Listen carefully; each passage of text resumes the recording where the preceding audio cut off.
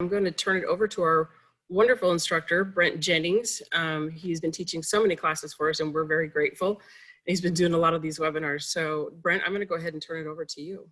Okay, great. Thank you very much. I appreciate that. I don't know about being a wonderful instructor, but here I am today. This is the first time that we're going to do a virtual instruction on winter maintenance.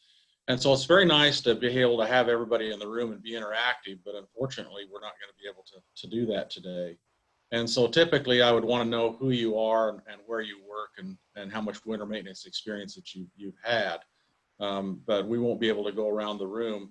But it's important, and actually it's pretty important in the fact that as I've been doing these here in the last, 18 months to 24 months, and I asked the question, not only where do you work, but how long have you been in the highway business or maintenance business, I'm finding that we're getting a lot of new people that are showing up, and we're having a lot of retirement going on within the highway districts. And that tells me there's just a lot of institutional knowledge going out the door that we've had over the years. So there's a lot of new individuals that are coming in. We will be monitoring the chat box today. So as we go along, if you've got anything that you would like to ask questions on, or if you've got any type of comment and so on, please feel free to go ahead and put those in the chat box. And again, we'll do our best to monitor those, and we'll pause from time to time to kind of look into the chat box and see if there's anything that anybody has put in there. I kind of like to get started by just asking the question, if we were all in the room together, I would ask the question, how many of you here consider yourself to be first responders? And I know, we're not together today, so you might just kind of ask yourself that question. Do you consider yourself a first responder?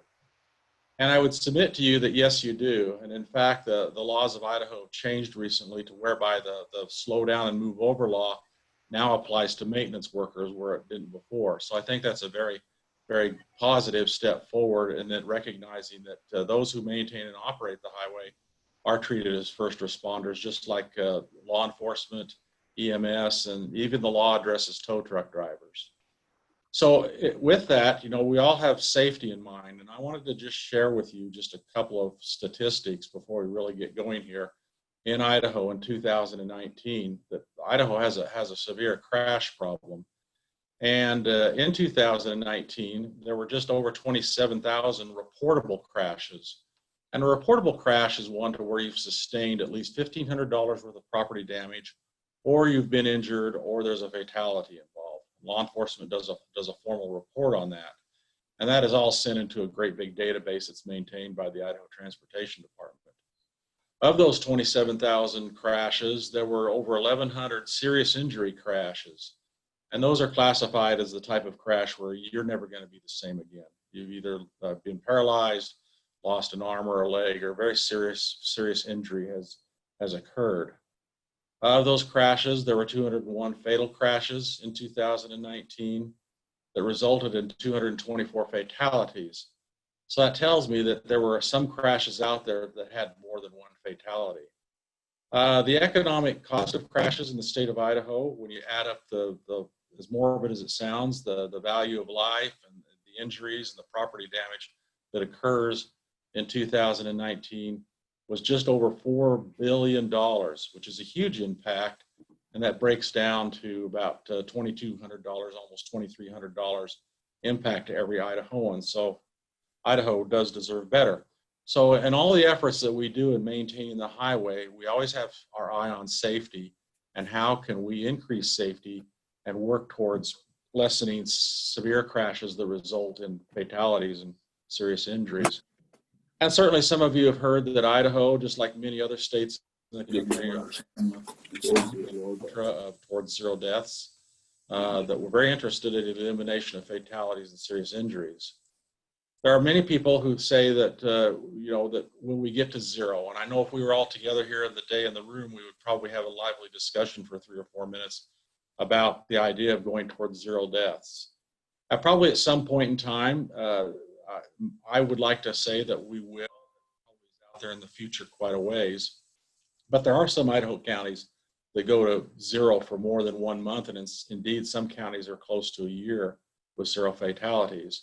And one county in particular that I like to recognize is Madison County. There for long time, they didn't have any fatalities, and they have a very busy corridor, US 20, that goes towards Yellowstone Park.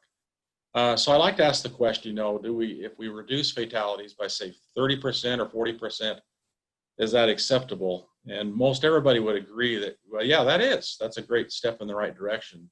But will we get to zero? Many believe perhaps we won't, because we're dealing with driver and driver behavior.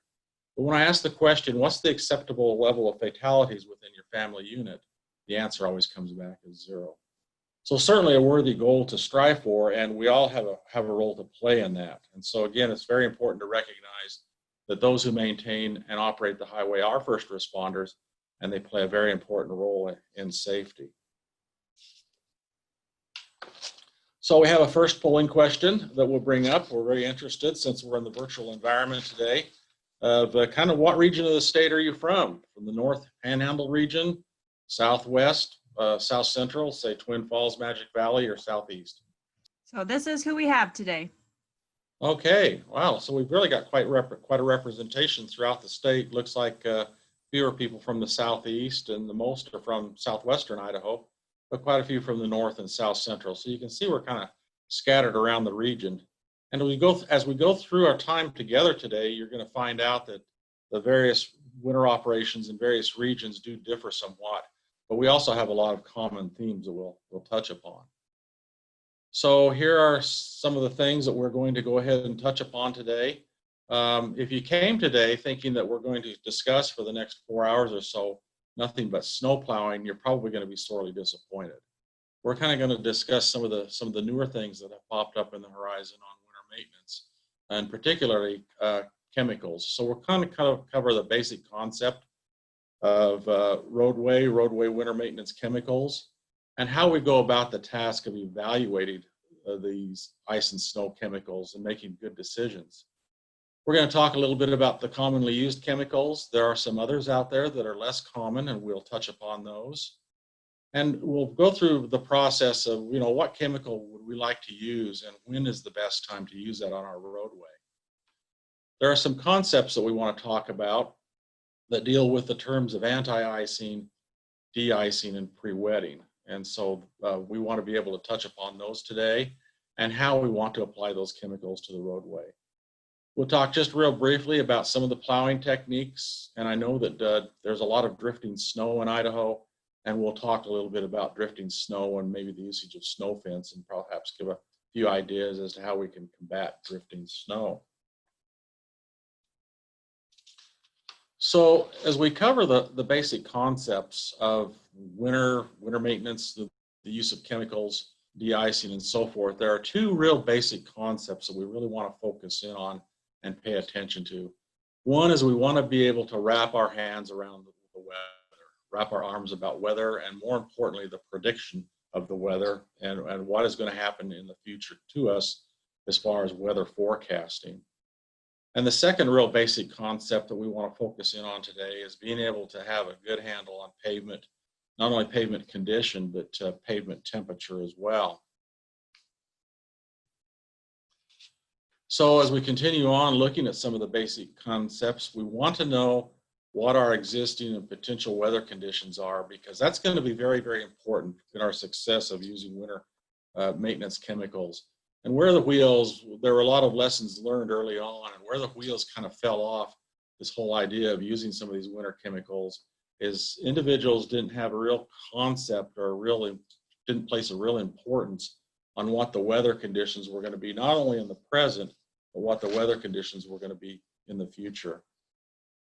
So as we look at a list of what is important to us with weather, there are really 6 basic weather elements that pop out at us that we really want to be able to track as we start to look at using chemicals on the roadway. We're very interested in the start of precipitation. And in this day and age, the weather, I think, does a pretty good job at predicting when the precipitation will start in our area. We want to know what the type of precipitation is. Are we going to be faced with rain, snow, freezing rain, fog, those types of conditions? So the type of precipitation is very important to us. And what is the total precipitation expected? Is it going to be a heavy precipitation event, a light precipitation event? How much snowfall are we going to expect? That's going to be very important to us, as well as the expected event length. Are we going to go on just for a few hours, or are we going to be faced with several days? Wind conditions become important. We want to know what the speed, the gust, and this is the general direction of the wind and what the condition of the wind is going to be. Is it going to change direction on us midway through the storm? And finally, we want to get a good handle on what the temperature trend is. Are we going to be going up, remain the same, or is the temperature going to go down? A good source of checking weather is the National Weather Service. Also, the online, I'm finding that the online weather services are becoming more and more reliable. I know as I go out there and I look at what the weather's going to be for what I want to do for the day, I may go to, say, weather.com or the Weather Channel. And I find it's actually pretty accurate as far as the start of precipitation, the type, the expected event, and so on, even down to the wind conditions and temperature trend. So there's a lot of sources that you can go to online nowadays that will give you good, accurate weather reporting. It was back when this whole process started, say some 10, 15 years ago, that many people subscribed to a value-added weather service. I see that going away more and more because the weather reporting has gotten so much better from various sources that are free. So if somebody comes along and wants you to subscribe to some kind of a value-added service, I would look very hard at that before I would spend money on subscribing to a value-added weather type of predicting service. So we mentioned that pavement temperature is very, very important to us, and it can be substantially lower or higher than the air temperature. So air and pavement temperature are not necessarily the same. And we need to be able to determine what the pavement temperature is, because we're going to find out here in a little bit, that's going to help us determine what kind of chemical that we're going to put down on the roadway. But more importantly, it's going to help us determine what that application rate should be as we put the chemical down. And so there are various ways to go about the task of measuring pavement temperature. We can use a very handheld device, and these devices are getting more accurate all the time. Many of the trucks that we have today come with truck-mounted temperature sensors, or you can mount them yourself. And then temperature sensors can be put on structures. If you have like a station with a camera and some other weather data gathering equipment and a stationary type of a station, like a roadside structure, you can certainly have a structure-mounted temperature sensor as well. And we don't see those very often, and there's only limited in their usage because it's only going to give you the pavement temperature at that one location. Truck-mounted and handheld by far are the most popular. It's kind of out to the jury as to which agencies like what better. Many like the handheld because you can get out, take quick temperature, and you're good to go. Many like the truck mounted because you can take pavement temperature from inside the truck and figure out what the pavement temperature is at that time. So handheld and truck mounted certainly went out as far as the popularity of being able to measure pavement temperatures. Some jurisdictions, I know the Idaho Transportation Department, but there might be some other agencies that employ a network of roadway weather information systems within their network. And these are kind of stationary units that have a camera and, say, a mini weather station to be able to take pavement temperature. And they can kind of link these together and really kind of come up with what an overall pavement temperature is for their system. I don't see this used an awful lot outside of the transportation department. So again, the best way to take pavement temperature is probably using a handheld or a truck-mounted type of unit. So I want to touch just upon another real concept to talk just a little bit about, before the winter. It's a really good idea to be able to take time to plan your routes and to review your plowing policies. And I know back when I was with the transportation department, I was there for 31 years. some people, as time evolved, the resources got a little bit tight as far as, personnel. And the whole thought process was, and this came from people who really didn't understand winter maintenance operations, and you have to go out and live and breathe winter maintenance operations to make good decisions. Their idea was, if you had a commercial driver's license or a CDL, even if you work, say, in the design section of the organization, well, by golly, that qualified you to drive a snowplow. And there was nothing further from the truth, because driving this equipment, it's very complex equipment. It takes a lot of training. And I don't know about you, but if I make the statement that it's something that, unless you know what you're doing, it can be really, really dangerous, has a ring of truth to that. And so it was like, oh, okay, well, we can take you from your section. You've been, designing roadways, and put you in a plow. You have a CDL after all, and away you go. And it didn't take very long to learn some very painful lessons in the form of wrecked equipment and individuals who just didn't have that proper training to be able to go out and plow the road properly. So part of that was taking the time to plan your routes and to review your plowing policies. And so it pays big dividends to go out and be able to plan those routes and look at all those traps that are out there. One thing that I want to talk about and touch upon is actual plowing policy. It's a good idea that if you don't have a plowing policy within your agency, that you probably consider putting one together. And the level of service can be based on a number of things within your plowing policy. So typically a policy will say, these are the roadways that we're going to attack first. These are the roadways we're going to attack second. But here are the reasons why. And you can share then this policy with others within the organization, and you can share this policy with the public. And so they kind of have a better understanding as to why you're doing what you're doing. And it kind of insulates you from maybe some of the criticism you might get as far as having a major snow event and what roadways are being attacked first, second, and third, and so forth. So a lot of policies are based and put together in various ways. So here are some of them. Level of service of the policy may be based upon the traffic volume, average daily traffic counts. Some might be based on environmental concerns, take care of those sensitive areas in a certain manner. Certainly safety is number one. We're going to take care of the school system. We're going to take care of the getting you to the hospital. Those types of things come first as far as the priority goes to enhance your safety. Mobility is certainly an element that's put into the policy as far as being able to get the majority of individuals from point A to point B. Kind of comes back to homing in on traffic volume. And then certainly economics may play, and commerce may play an important role as far as how your policy is crafted. But the whole idea behind that policy, it does help inform citizens as to how you're going to react to, as an agency, to storm events, and how as you are out plowing snow, it kind of protects you. It's like, well, we've got a policy that we follow. We recognize we can't be everywhere at once.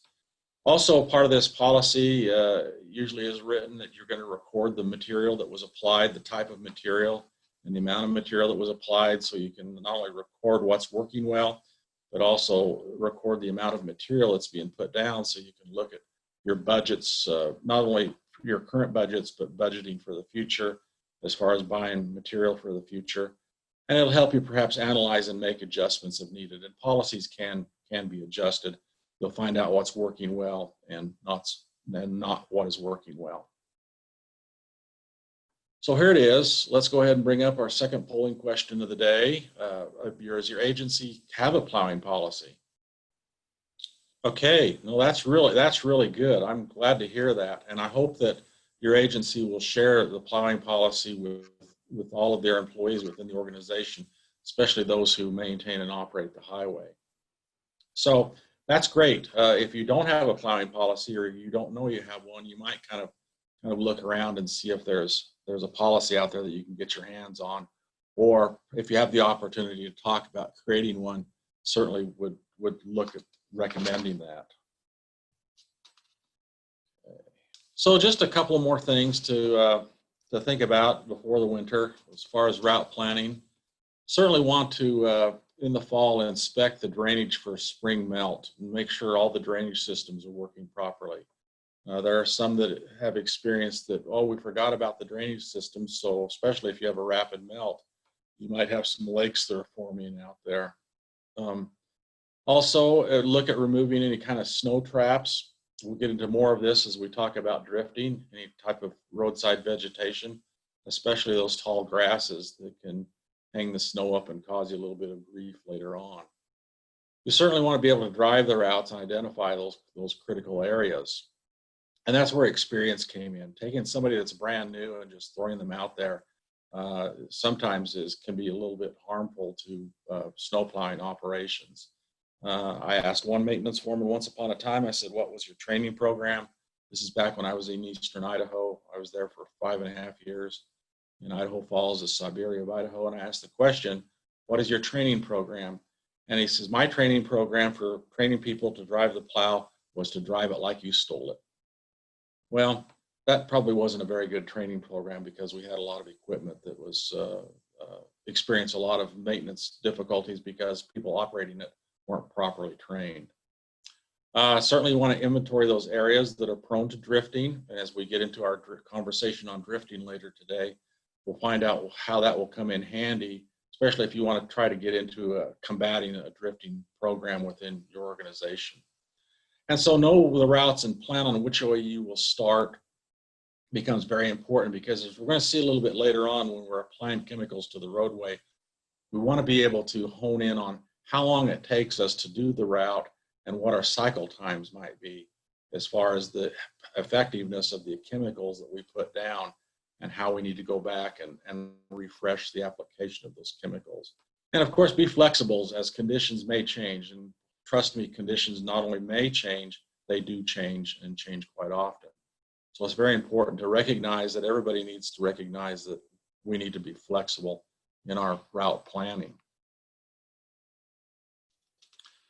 So equipment calibration is very important. Calibration is an essential procedure to measure the amount of material applied to the roadway at various settings in relation to the truck speed. So no matter how sophisticated or simplified your operations, we want to be able to always have some kind of calibration of the equipment and to verify this calibration on at least a yearly basis. Because spreaders vary, it's a good idea to be able to calibrate each truck, especially as we put down some of these chemicals. It's going to be very important to understand how much chemical we're putting down onto the roadway. So we certainly want to follow those manufacturers' guidelines for calibration, especially if some of this newer equipment that we're buying, it tends to be a little bit more complex. And hopefully manufacturers of the equipment, if you're buying new equipment, will offer some kind of a training program that comes along with the equipment purchase. And so you end up calibrating maybe separately for a sand salt mixture versus a salt or sand only type of mixture. So there's various calibration levels to pay attention to. So we want to determine the flow rate or calibrate the liquid application systems at the same time as our dry systems. And as we get into this concept of pre-wetting our material, we're going to find out that calibration becomes very important. So here's our next polling question. I'm very interested to know if your agency does have an equipment calibration program for the material you use, and although it's not up there, do you calibrate at least once a year? Okay, so it looks like that about 2/3 of you do have a good calibration program, which is good. And because, again, calibration becomes very, very important as we apply these roadway chemicals. It looks like almost 1/3 says, no, you do not. It's something that you may want to consider, especially if you're buying newer equipment. And it looks like a few of you might not know if you have a calibration program or not. So you might want to just kind of try to glue in and see if there's any kind of a calibration program that you maybe need to pay attention to. So calibration does become important. In this day and age, it's usually pretty easy to set up and maintain a good calibration program. So we've talked about the importance of being able to look at pavement temperature. We've talked about the importance on the weather to be able to predict those basic 6 elements of the weather as it comes in on us. We've talked just a little bit about equipment and the importance of a good calibration program. Let's kind of get into now talking about chemicals. Start to get into kind of the meat of it. So when we talk about roadway chemicals, we're talking about salt or chlorides, and those are considered to be a chemical.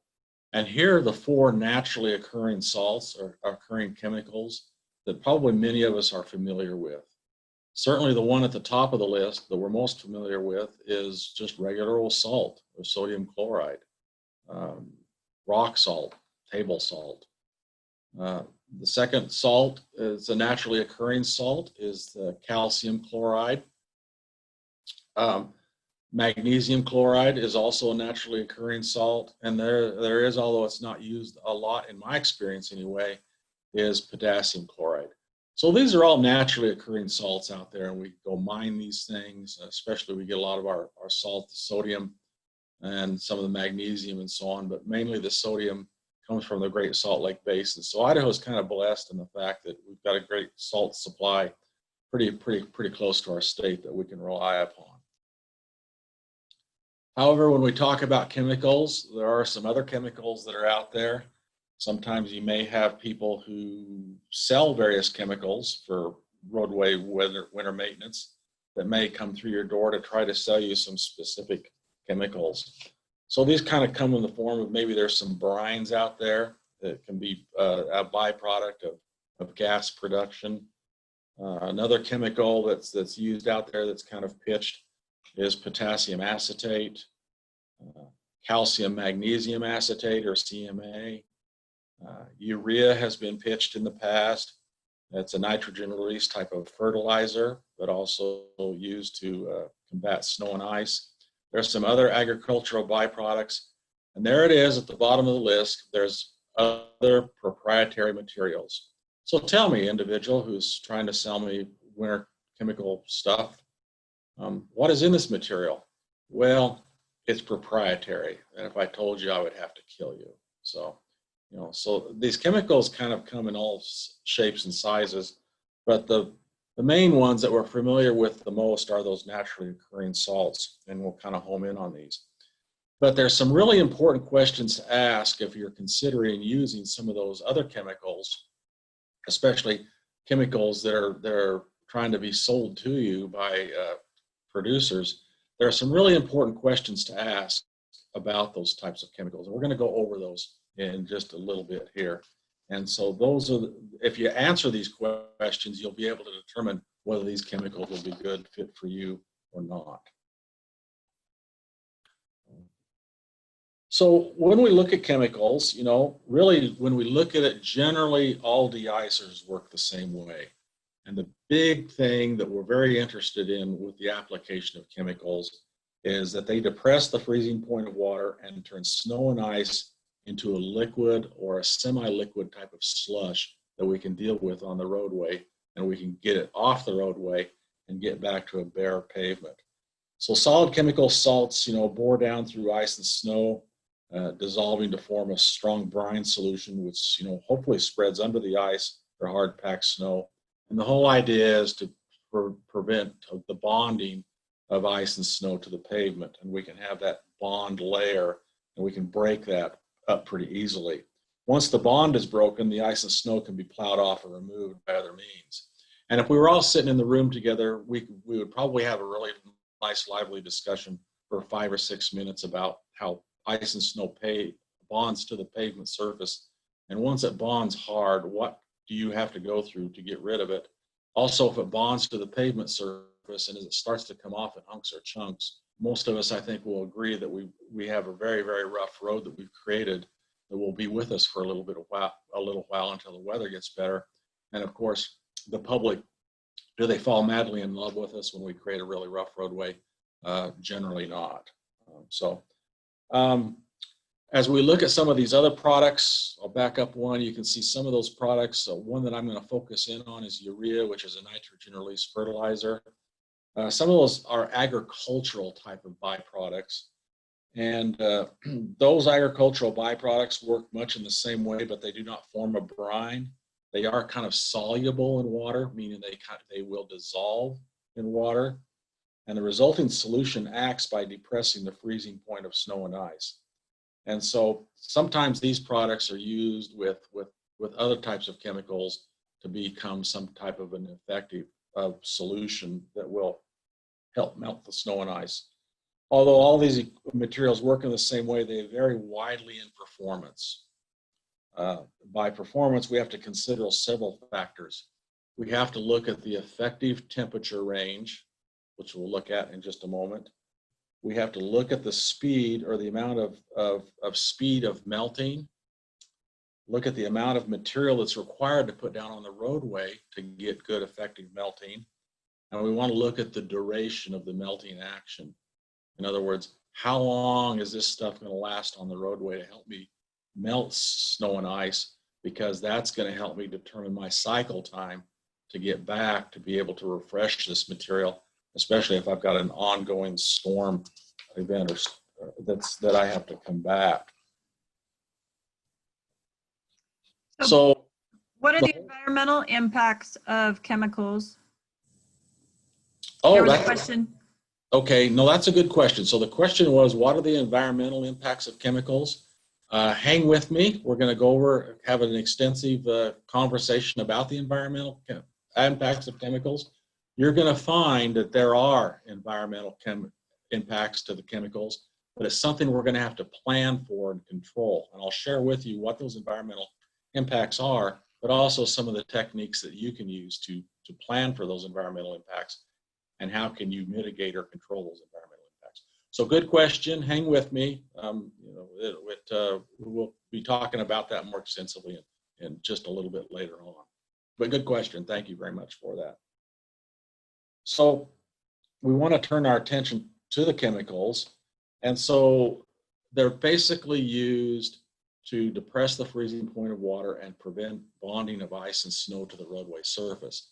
And so it kind of all comes back a bit full circle to where we're not only maintaining and operating the highway in an effective manner, but we're safety ambassadors. You know, if we can maintain a good, safe roadway, perhaps we'll save somebody's life or save a serious injury. And so we're really wanting to go, as we look at the chemical program and the application of chemicals, we want to try to think along the lines of being proactive. We want to put something down on the roadway that's going to help us to prevent the ice and frost from forming and to prevent a bond from forming. And think along the lines of being proactive. And that's why it ties back to being able to predict the storm events. And so applying chemicals, the whole idea is to help us prevent that buildup of the snowpack and to melt the ice that has formed to get to a semi-solid slush so we can get it off the roadway and hopefully get back to a nice smooth roadway and a roadway that will bear up fairly quickly for us.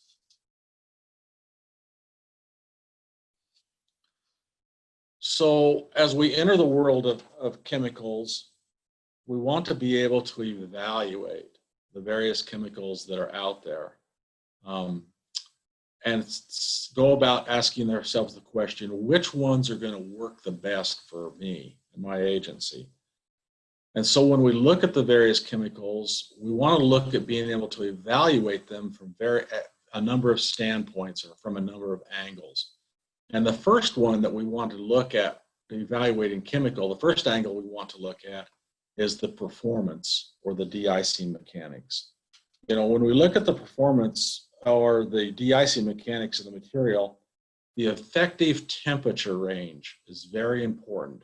At what range of temperature is this chemical going to work the best? But we also look at other factors as well. So in order for the material to be effective, it has to go into a solution rather quickly.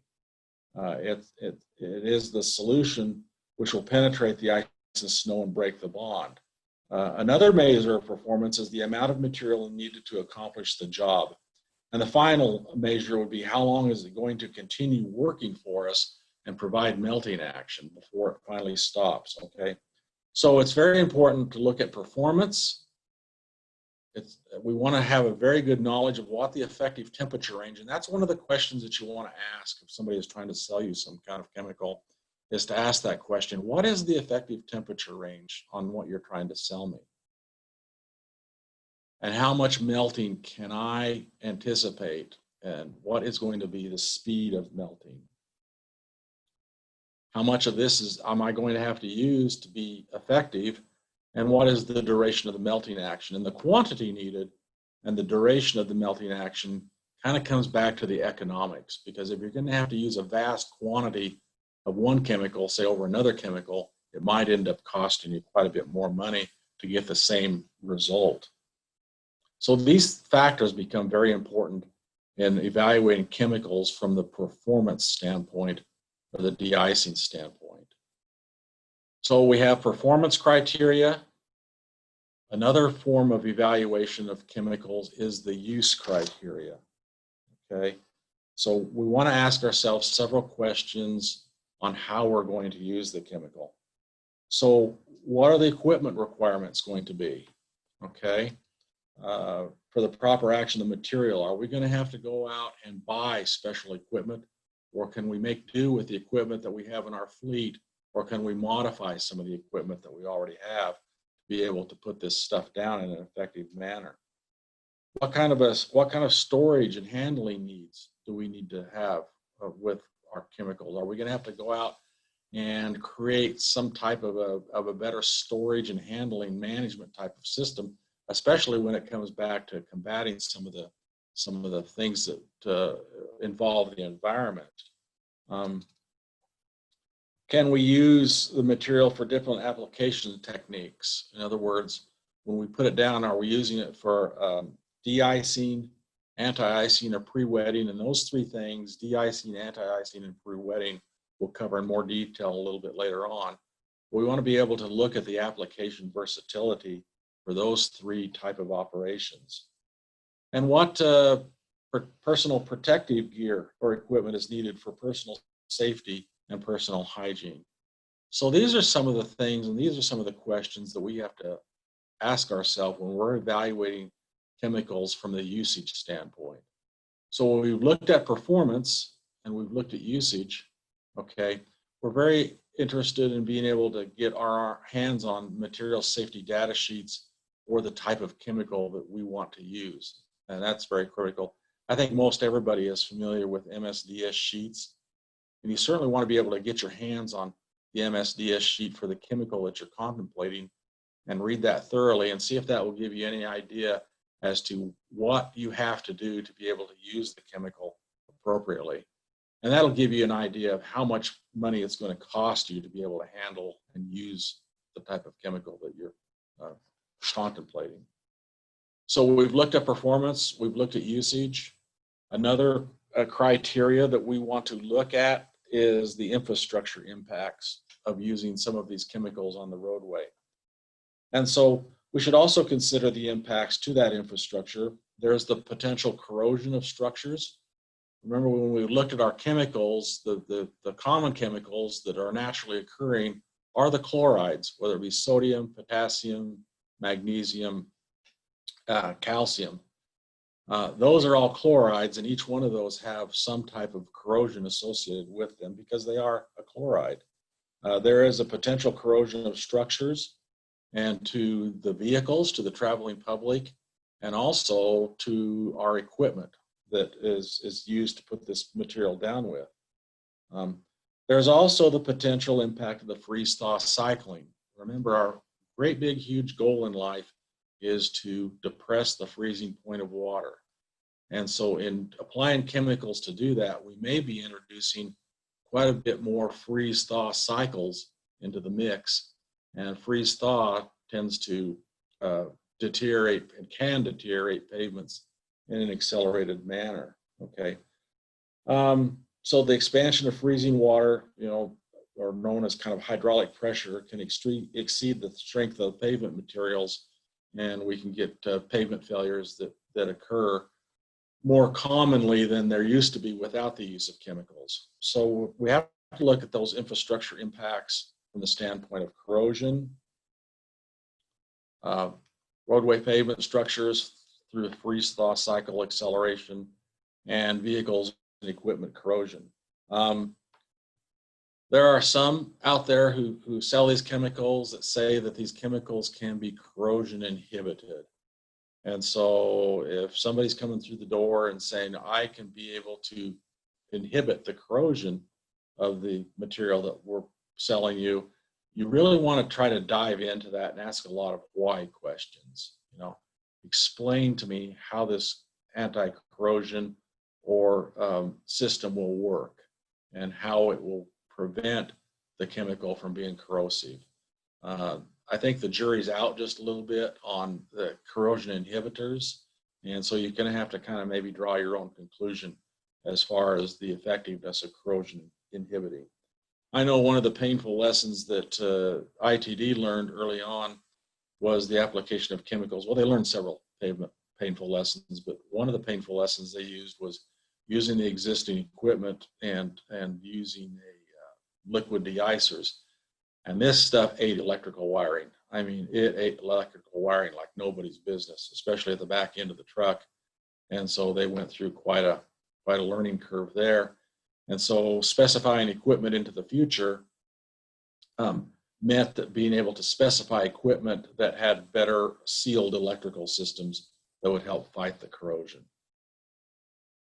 So I'll just take a real quick stop real quick. Are there any questions out there? Anybody in the chat box? I know by now we've entered into several lively discussions if we're all here in person. Okay. So continuing on evaluating chemicals, the question was asked a little bit earlier, well, what about the environmental impacts? So we really need to think about the environmental impacts as we get into a chemical program and the type of chemicals that we're going to use on the roadway. There has been a lot of research and reports on chemical impacts to the environment, you know, including all these categories that I'm going to pitch up here. Certainly there's the fish out there that I point to, but there's impacts that take place in the soil,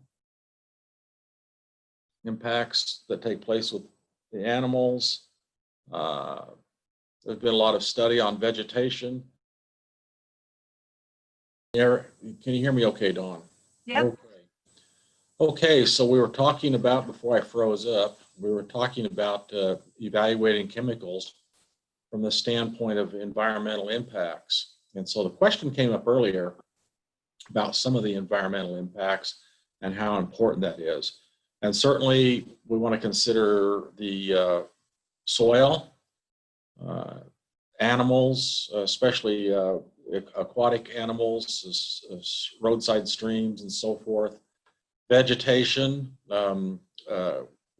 People who started into the chemical program had one instance was, well, if we put down this much, more is even better, which isn't necessarily the case. Didn't have any calibration program in place. Started putting down more and more chemical, and not only contaminated the soil, but killed the roadside vegetation. Pine trees, about the third of the way up, were dying, and there were a lot of people that became very interested in that from a negative standpoint. Certainly, you can have environmental impacts with chemicals seeping into the water, not only surface water, but subsurface water as well. You can experience some air environmental impacts. Human health, if you put down vast quantities of this or handle it improperly, you may have some human health issues that you have to deal with. So the proper use of chemicals is good environmental stewardship. So you really have to have a good idea, not only the application of chemicals and the application rate, but what it can potentially do to the environment, but what are some of the things that you can do to kind of mitigate some of those environmental impacts so you don't have people who are very, very interested in the environment come knocking at your door wondering why you're doing what you're doing with the various chemicals. So finally, when we look at evaluating chemicals, there are two final major categories that we want to focus in on with this evaluation process. The final two are the availability and the cost of the material. Is it readily available in your area? And we'll find out that the naturally occurring chemicals, especially sodium chloride in Idaho, is pretty readily available, fairly cheap to get to our area. Certainly want to do what the cost. And so when we look at the various chemicals that are out there, what are the cost comparisons? Remember, cost of the material itself, and this is sometimes where people lose sight of this evaluation process. Cost of the material itself is not the only cost you need to consider, but the total cost will be based on all the other evaluation type of factors, such as performance, usage, the environment, and so on.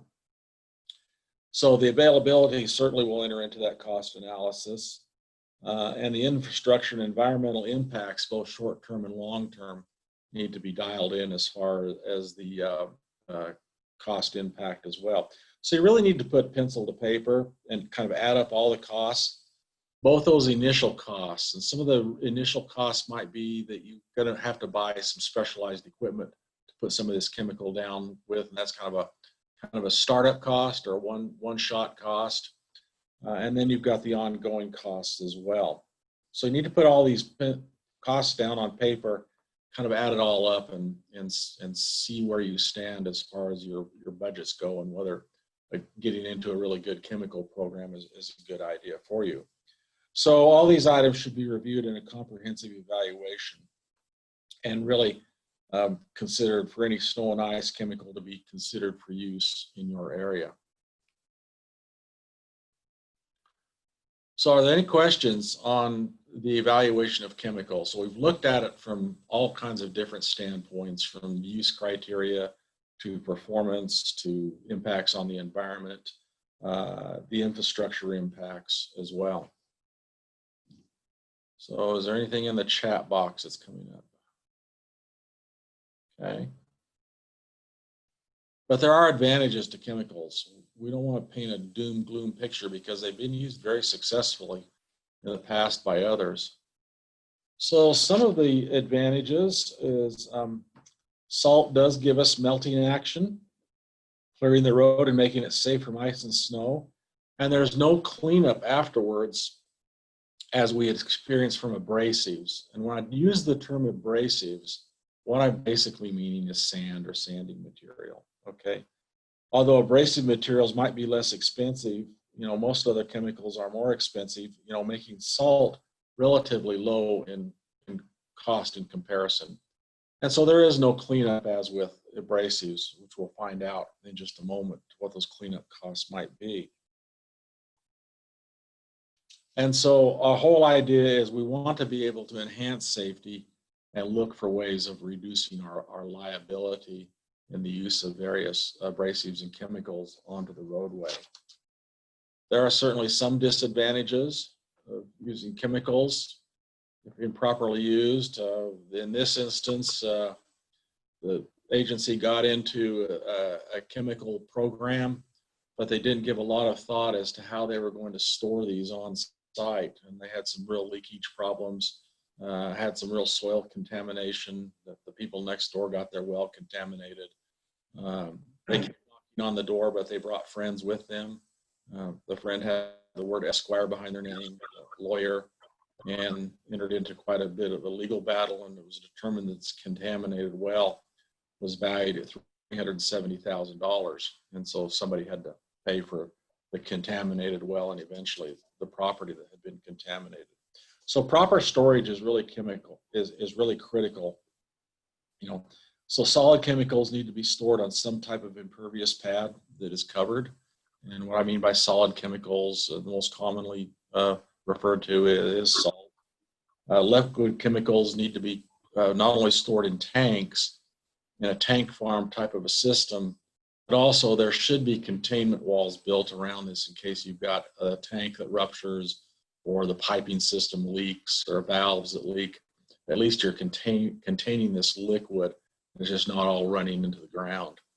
I've seen several tank farms that have been constructed on a concrete pad, but there's no retainage system. But more and more people, I think, are using those retainage systems and finding it a wise investment in case they've got some type of leakage.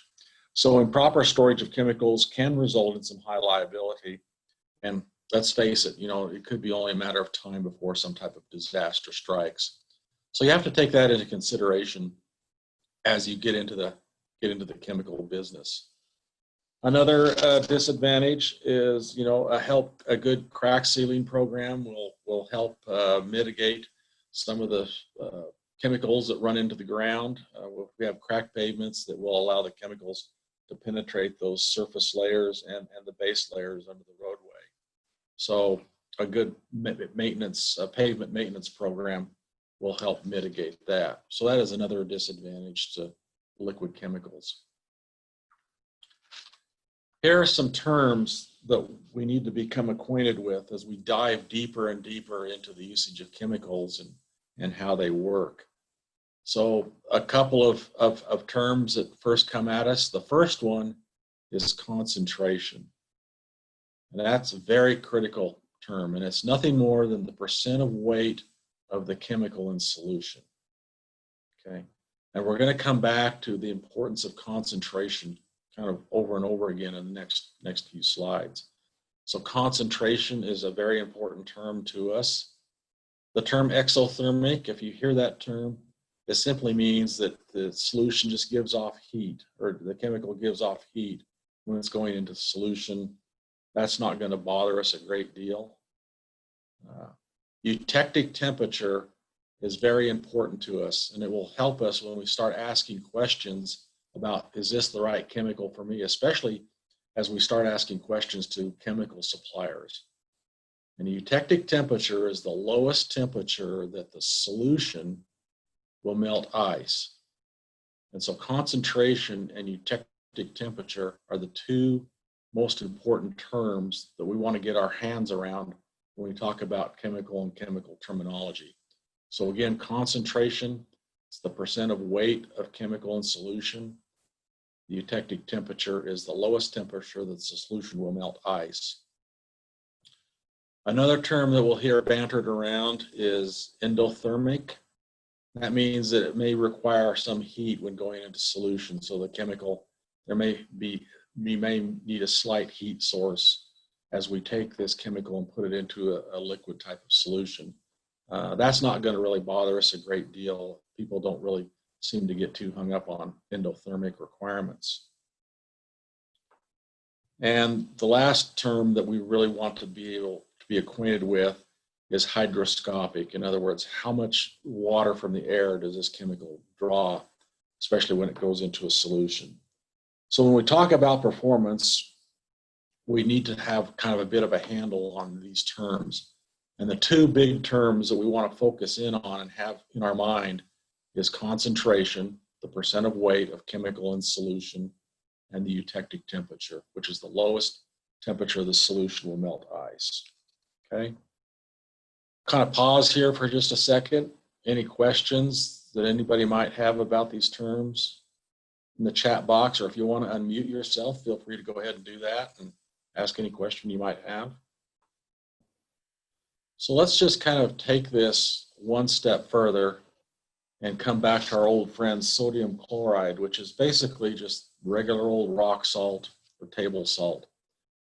And let's take a look at this. I found this table kind of interesting, and it's something that you may or may not know. I know that I found it interesting from the standpoint of the performance of regular old salt. And remember, performance was one of the criteria that we were interested in. So ice melted per pound of salt. So if we take 1 pound of sodium chloride and apply it at a temperature of 30 degrees, okay, pavement temperature, it'll melt 46.3 pounds of ice. It's pretty good performance for 1 pound of sodium chloride. But as the temperature starts to drop to 25 degrees, it's only going to melt 14.4 pounds of ice. So that's a significant difference with only a 5-degree drop in temperature. Okay, so pavement temperature dropping to 20 degrees will melt 8.6 pounds of ice. 15 degrees, 6.3 pounds of ice. And we drop off in the amount of ice that we melt per pound of sodium chloride until we finally get to -6 Fahrenheit, and we do not melt any ice at all. Salt will not work past -6 degrees temperature. So there might be those who are out there saying just throw salt on there. Yeah, the temperature is very, very, very cold, and then wonder why no melting action takes place, and this might be the reason why. And it's the performance of the chemical sodium chloride. The 15 degrees is in red because that is kind of the economic break-even point. It means if you apply this chemical below 15 degrees, then your return on investment is not going to be very good, especially the lower the temperature goes. So again, that range from right at freezing, 30 degrees, down to 15 degrees is probably the best performance band for putting down regular salt. Any questions on this table? Any thoughts? Would mag be best for lower temperatures? Was a question that came in. Yes, and we're going to see that in just a moment. And that's why we're going to come back to that term percent concentration and eutectic temperature. And those are very, very important to have a handle on as we evaluate the various chemicals. But to answer the question, yes, and we'll see that in just a moment. So I did not really know this. This table has come in very handy for those who come in bombing through the door saying, well, just throw salt on it, especially when you have a very cold environment. It quits working after a certain amount of time, a certain temperature. So here it is, eutectic temperature versus effective temperature. And let's look at the various chemicals. But let's go back and remind ourselves what eutectic temperature is. Eutectic temperature is the lowest temperature that the solution will melt ice, okay? And again, the concentration is percent of weight of chemical in a solution. So let's look at some of the various chemicals. Let's just kind of run down through this chart and see what we come up with. So the first one is salt, regular old sodium chloride. The eutectic temperature, we're not in Canada, so don't pay attention to degrees Celsius C. Degrees Fahrenheit, remember we discovered that at -6 degrees Fahrenheit, salt no longer works for us. But the effective temperature, and what I like to use is the term the economic break-even point, is about +15 degrees Fahrenheit.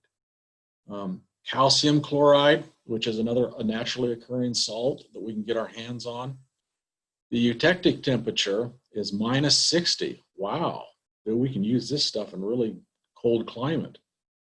The effective temperature is -15 Fahrenheit. So this stuff will keep working clear down to -60 Fahrenheit, but the economic break-even point is about -25. Wow, pretty heavy duty stuff. Is it going to be the best chemical for us? We're going to find out in just a moment. So the question became, would magnesium chloride work the best? The answer is yes, it does for our climates in Idaho. The eutectic temperature, it'll work clear down to a -28 degrees Fahrenheit, but the effective temperature is about +5, okay?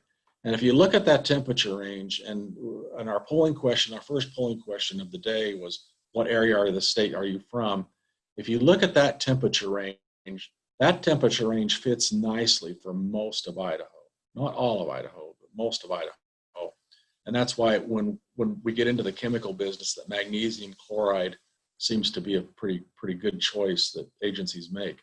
But let's look at some of these other chemicals that are out there.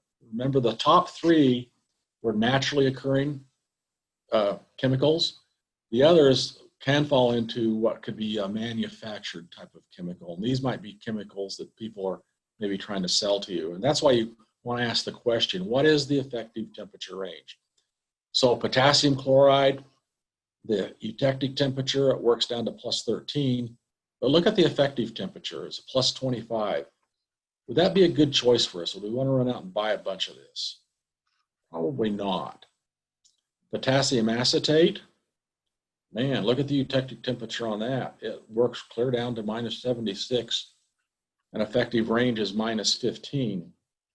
You know, that might be something we would all look at, but the cost of this might be, you know, up there, prohibitive. Calcium magnesium acetate, eutectic is -17, but it will work down to an economic effectiveness of +21. But look at urea, this nitrogen release fertilizer. People maybe are trying to sell us this, but the eutectic temperature is +10, but the effective temperature, our economic break-even, is +25. It may not be something that we're terribly interested in as far as putting that in our arsenal. And if we were all here together in the room, I would bring up the topic of beet juice. And so I don't have that as a polling question, But is anybody here, and we can open up and unmute the mics? I'd be interested to know, has anybody here ever tried what is commonly referred to as beet juice? Or if you want to put something in the chat box.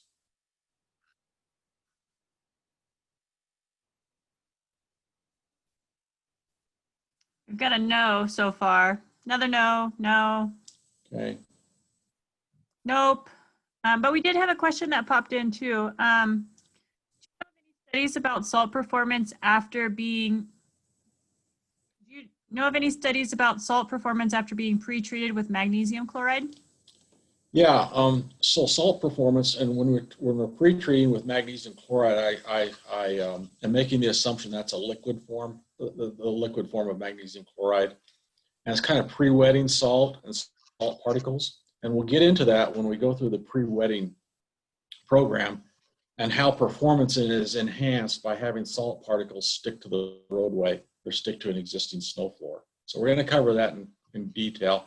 I think that's the question that's being asked. So I might pitch it back out to the person asking the question. Did I answer that? Did I hit upon that? Yeah, that works. Okay. Yeah. Yeah. So we're going to find out, well, pre-wetting a little bit later on in today's presentation. Actually, a pre-wetting program, if you do it correctly, can potentially save you a lot of money as far as material usage. And so kind of just stay tuned and we'll get into that in a little more depth. And yes, there has been quite a few studies done on the effectiveness of pre-wetting programs using magnesium chloride. I'm not seeing any yeses on the beet juice.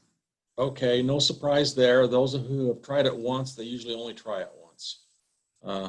It's a product. If it's been tried, it's very sticky. The public will come at you. Most of the time, they're not calling you up to say that they're madly in love with you. They're coming to hunt you down to do bad things. Beet juice, is very sticky, does a number on cars, and it's been tried and usually only tried once. So I just wanted to ask that. So again, you ask these questions, but the big thing to ask if somebody's coming through the door and wanting to talk to you about chemicals, and especially stuff that's manufactured or under the proprietary information, is you don't have to tell me what's in it, but can you give me an idea of what the eutectic temperature is? In other words, how cold can I get for this stuff to keep working? But give me an idea of what the effective temperature is. And that'll give me an idea of what the economic return on investment is. If they look at you with like, huh? Boy, it's just, well, proceed with caution. Okay, those are the things you really want to find out as far as being able to evaluate chemicals. So eutective and effective. Does anybody have any questions on the importance of these terms and how that's a good question to ask when you get into this type of program? Pause. Okay. And again, if something comes into your mind, please don't hesitate to ask the question. Okay, I want to take just a moment and go through a couple of diagrams called phase diagrams. And the first phase diagram I have is for salt. And what this is, it's a relationship of temperature, and temperature in Fahrenheit is the axis on the left-hand side. So we'll see we start at the bottom with a -20 temperature, a -10 temperature, 0, 10, 20, and 30. And on the bottom axis, we talk about the solution concentration, percent by weight. And so remember, let's go back real quick. Concentration was our second chemical term that's very important to us. Concentration is the percent by weight of the chemical in solution.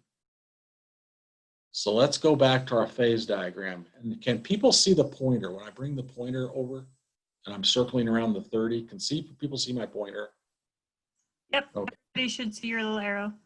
Okay, good. Okay, so let's take a look at this. So if we go down here and we have 0 solution concentrate of chemical in solution, which means we have nothing at 0.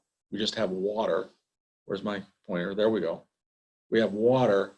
Water is going to freeze at 32 degrees. My pointer is at the very top upper left-hand corner. Make sense? Okay, so as we dump chemical in, see if I can get my pointer to work. There we go. So as we start dumping chemical in and we build up the solution concentration, we are depressing the freezing point of water. And remember, that's our big goal in life. We want to depress the freezing point of water. And so we keep depressing the freezing point of water. And we're looking at salt now, so just sodium chloride. We get down to -6. And remember, salt quits working for us from the eutectic temperature standpoint at -6 degrees Fahrenheit. And the concentration, the ideal concentration, is just over 23%. So if you're buying sodium chloride, if you're buying this in its liquid format that you're going to put down as a liquid de-icer, you want to have a real good handle on what the percent solution is in that tanker when it rolls into your yard. If the percent solution is 10, well, you're only going to be a melting down to 20 degrees, okay? And then you're going to start freezing. So too little salt, you get a refreeze that occurs. You'll put it down, you'll walk away for a little bit, but then it'll all dilute out and you'll get into it, a refreeze, that your snow turned to liquid, but all of a sudden the chemical quits working and you're into refreeze action. So again, 23%, if we go past 23%, people get into the mentality of, well, gee whiz, more is better. Well, not necessarily salt. If you have too much chemical, in this case, too much salt, crystallization occurs from a chemical standpoint, and I'm not a chemist.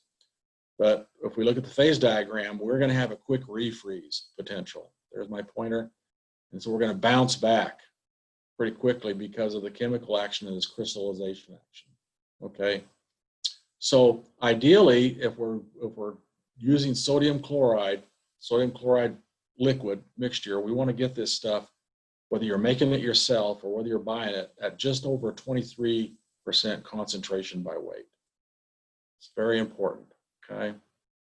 And so as we put this stuff down and it starts to dilute out, we'll talk about dilution in just a moment, means our freezing point starts to rise. And so it's very important to know what our cycle time is. That was one of the criteria of pre-planning our route, our winter maintenance routine, and our route planning. How long does it take me to come back during a storm and reapply this chemical before it starts to freeze up? So any questions on the basic usage of the phase diagram? So again, it's just a relationship of temperature on the left-hand side, pavement, versus the solution concentration by weight, and where the freeze point occurs. So if we're in this upper triangular area, that's where we'll have the best melting action. Okay, putting more in is just a waste of money. In fact, it will cause you some potential misery and grief in refreeze. Okay. So let's look at one more phase diagram. I don't have a phase diagram for magnesium chloride, which is probably one of the best, one of the most popular liquid de-icers that we have. But here is the phase diagram for calcium chloride. And so we go down to -60 on our temperature scale. And as we predicted, if we have no chemical in solution, okay, we're going to freeze at 32. And as we dump in chemical, we'll get down to that eutectic point, okay, where it will work clear down to a -60, although the effective was, as I recall, about a -25. I'd have to look again. But we got to pour in not 23%. See if I can get my pointer to work. There we go. We don't pour in 23% like we did for sodium chloride, because it's a different chemical, different chloride. We have to boost up the percent concentration by weight to about 32%, which means we put in about 10.8 pounds of product, calcium chloride solids, per gallon of water. Okay. So again, this percent concentration, the effectiveness, is a little bit different than for sodium chloride, which was at 23%.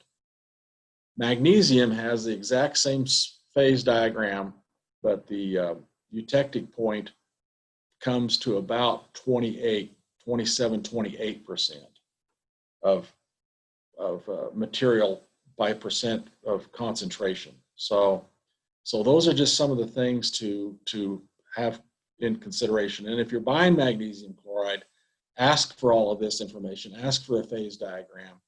The manufacturer should be able to tell you, and you should be able to be in a position to test for your concentration to make sure you're getting the chemical that you're paying for and you're not buying just mostly water.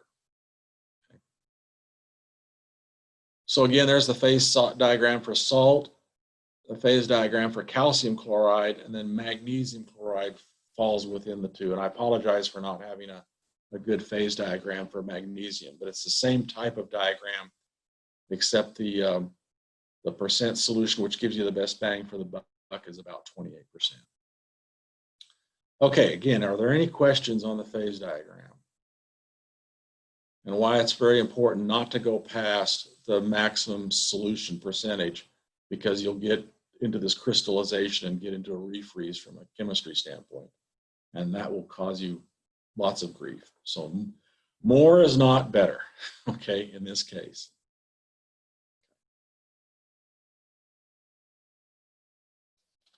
Okay, so as we look at this, again, our commonly used chemicals are the sodium, readily available, magnesium, and calcium. So again, let's just go ahead. Let's pull up a polling question, number 4. Does your agency use salt as part of your winter maintenance program? Okay, no surprise here. Most agencies, looks like 89% does use salt as part of their winter maintenance program. They either use it as a salt sand mix, put it in the pile to keep the pile from freezing, and so on and so forth. There are a few who do not use it, and there's a very few of you who don't know. It looks like, kind of informal polling and looking around the state, that more and more agencies are using more and more salt. It used to be kind of a sand or sand salt mix, or there was just a lot of sandy material used, and salt was used a bit sparingly. But I'm seeing more and more salt being used, and if we were all together here in the room, we'd probably have a bit of a lively discussion as far as the usage of salt. I know in the Midwest part of the United States, they've been using it for years and years. The disadvantage is it has been corrosive to the infrastructure, especially structures. It has wiped out people's cars. I could always tell people who moved here from Michigan because their 3-year-old car was wiped out. It was all rusted to pieces. And also the equipment. It does quite a number on equipment. But yet salt is effective in being able to melt the snow, and also is used as a brine as we get into liquid de-icers as part of a chloride. So no. It sounds like there was only 2 that said no. Do the 2 that said no want to speak up and say what they use instead? Yeah. If you can find your mute button. Yeah, this is Michael Lenz with the Post Falls Highway District. We just use sand here. I'm like Brent, I came from ITD, spent 13 years there, so I'm very familiar with the salt program, and it's something we're looking at, but currently right now we only use sand. Okay. Any other thoughts? Okay. The other one was said misunderstood. I thought you said if you used 100% salt. So the person that said no had said yes, that they use salt, just not at the 100%. Oh, okay. All right, very good. Yeah, I think what I was trying to ascertain is, do you use salt in some form or fashion within your agency? Because I think if I were to ask this question several years ago, probably less people would say, no, we're not using salt. But I've seen the usage of salt kind of amping up more and more. So I was just really kind of curious as to how many out there were using it. It looks like just about everybody is using salt in some form or fashion. So let's take just a quick look. Again, we went back, and the 3 commonly used chemicals was naturally occurring salts in the form of sodium, magnesium, and calcium. And so just kind of a bit of a recap on sodium chloride. It gives us the highest eutectic temperature of the 3 major salts. In other words, what is the effective temperature at which this stuff will work to or quit working at? It's minus 6 degrees Fahrenheit at 23% solution. So that effective temperature range, what I like to call the economic break even, is about 15 degrees. Endothermic, it does require a little bit of heat to go into solution. That really doesn't seem to bother anybody, especially if they're manufacturing this stuff on their own. It does attract moisture from the atmosphere. Again, that doesn't seem to bother anybody. Sodium chloride can be considered kind of moderately corrosive, and it's kind of used as the standard with the other two chlorides that are out there. So on the corrosive scale, it kind of fits into the middle. And of course, it can be harmful to vegetation if it's used in vast and large quantities. Some people have found that out through trial and error. And if you start killing off the vegetation, then you might get the interest of other people who are interested in talking to you about that. So that was sodium chloride. Sodium chloride is just basically that rock or table salt. It's pretty inexpensive. I think most of us will agree that it's pretty inexpensive and it's pretty available. A lot of it comes out of Utah, from the Great Salt Lake Basin. Rock salt or sodium chloride is used a lot as a solid to put down on the roadway, especially when there's a snow floor that's out there. It'll start out as a solid and it'll eventually then go into a melting action and start liquefying and forming its own brine. Or you can use this as a brine or actually in a liquid action if you've got it all swilled together with water at that magical 23.1% solution by weight. You can put that down and it'll immediately go to work for you. The claim is it can be corrosion inhibited. We talked about that just a little bit earlier. If somebody is talking to you about corrosion inhibiting your product, you may want to ask more probing questions as to the extent of corrosion inhibiting that takes place. Is there any guarantee with that, and so on. Again, the jury's kind of out on corrosion inhibiting. You can have to draw your own conclusions. Rock salt is used as an abrasive in some areas, and indeed, if you put it down to begin with as a solid format, it kind of acts a bit like sanding material as far as being able to offer you some traction before it starts to go into a brine on its own. Many people use it as a mixture of salt and sand into an anti-skid material pile that's been used successfully over the years, and people kind of monkey with the ratio. It's kind of there's not really one set rule as far as how much sand and salt that you put together in a mix. If you're putting this stuff down as a brine, individuals, other agencies will probably start using it from the range of 25 to 60 gallons per lane mile. And again, we're not building the moon lander. As you go into the liquid business, if you go into the liquid chemical business, there is a certain amount of learning curve that you'll go through, and just a little bit of hit and miss, but kind of hang in there as you kind of experiment with this stuff. But a good rule of thumb is this tends to go down in the range of 25 to 60 gallons per lane mile. So again, it's a good idea to have your equipment calibrated. So that's sodium. The story on magnesium chloride, it's kind of the middle of the three chlorides. Eutectic temperature is down to -28, so it'll work successfully down there at a concentration of 26%, so it's a little higher concentration than sodium chloride.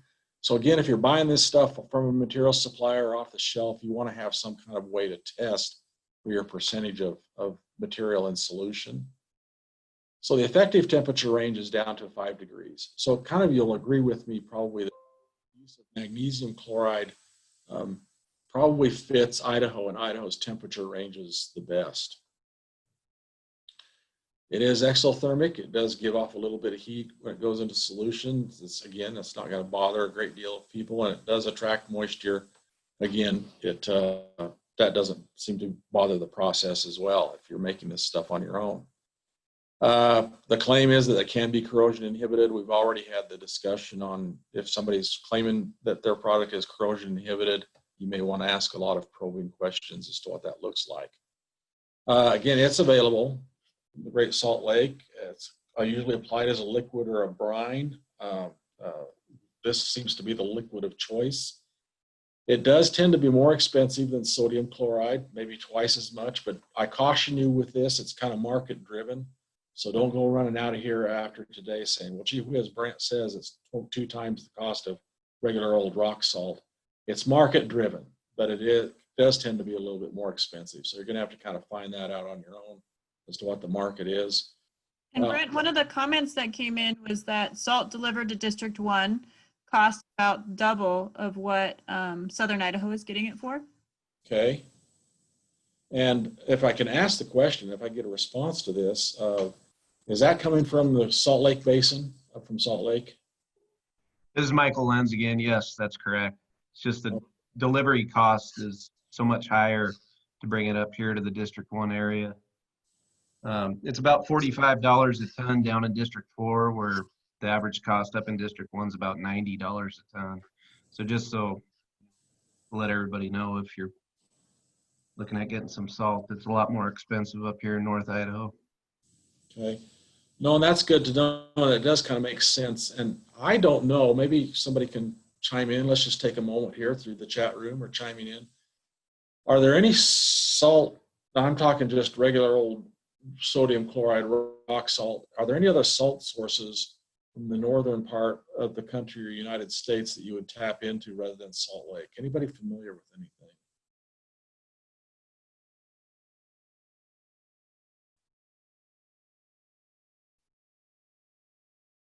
Okay.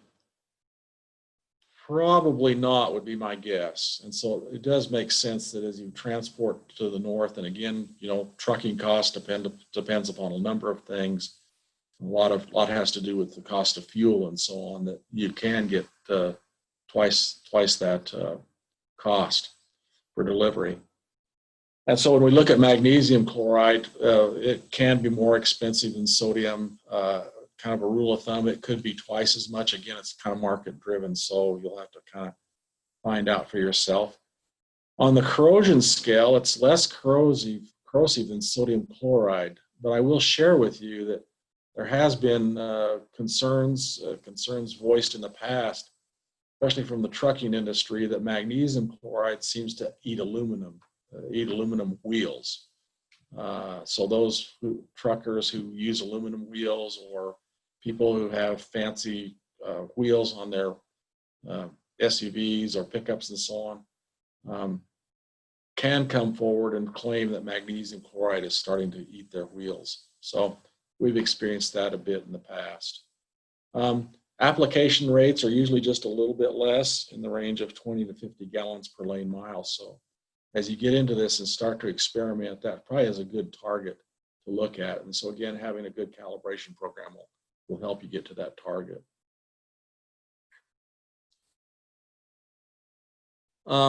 Calcium chloride is not used a great deal in the state of Idaho. Remember that the lowest eutectic temperature of the three is -60. So this stuff is cold weather, but you have to dump more of it into the solution to get to that -60 degrees.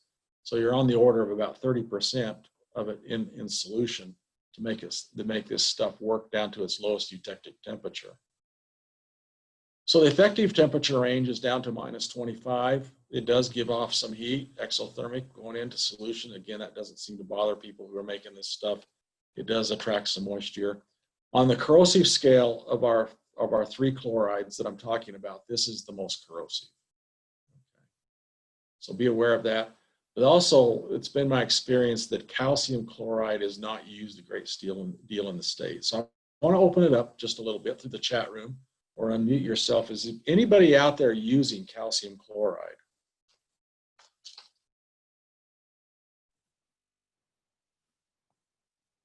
So we don't have a poll question for this, but if you guys just want to throw a yes, no in the chat box, or open up, and we've got a no, we use mag, no.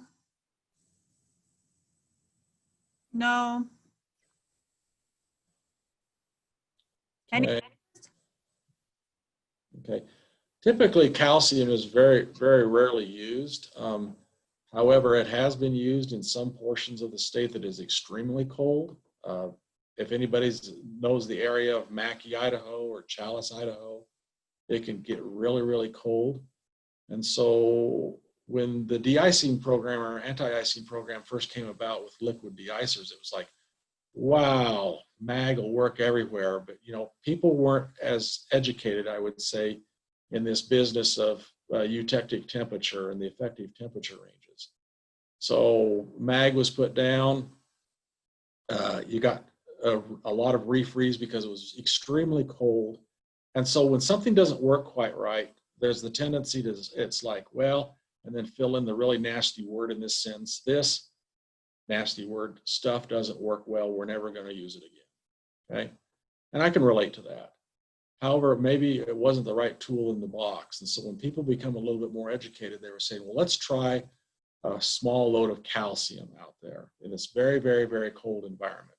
And ta-da, it worked. And it did the trick. But it was used very sparingly because it was the right tool in the box to be able to use in this whole, very cold weather climate that really occurred for a very short period of time. So some of the reasons is it's the most costly of these 3 chlorides. It can be up to 8 times more costly than salt. It's less available than sodium or magnesium in Idaho from various sources, so that might account for some of that cost. Use it in extremely, extremely cold temperatures, and it is much more corrosive than sodium chloride. So while calcium is out there, it is available. It can be a tool that we can use in our toolbox. It's not readily used very much in the state of Idaho. And there was some experimentation that was done up in that area of eastern Idaho. And I honestly don't know if it's being used today or not in that area. I honestly don't know. But it is out there, and it can be used in those cold climates. So I'll stop right here. Are there any questions on the 3 commonly naturally occurring chlorides that are out there that are fairly readily available to us in the great state of Idaho? On that last question, you had mostly no's. A couple of people said they used mag, and you did have 1 yes on the calcium chloride. Okay. The individual who since we're at a little bit of a stopping point, the individual who said yes on the calcium, would you be willing to kind of share your experience real briefly, if you can unmute, or where you used it, or did you have success?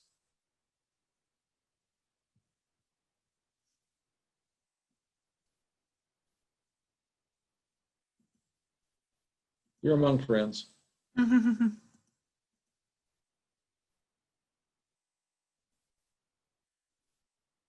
It's a quiet group today. Okay.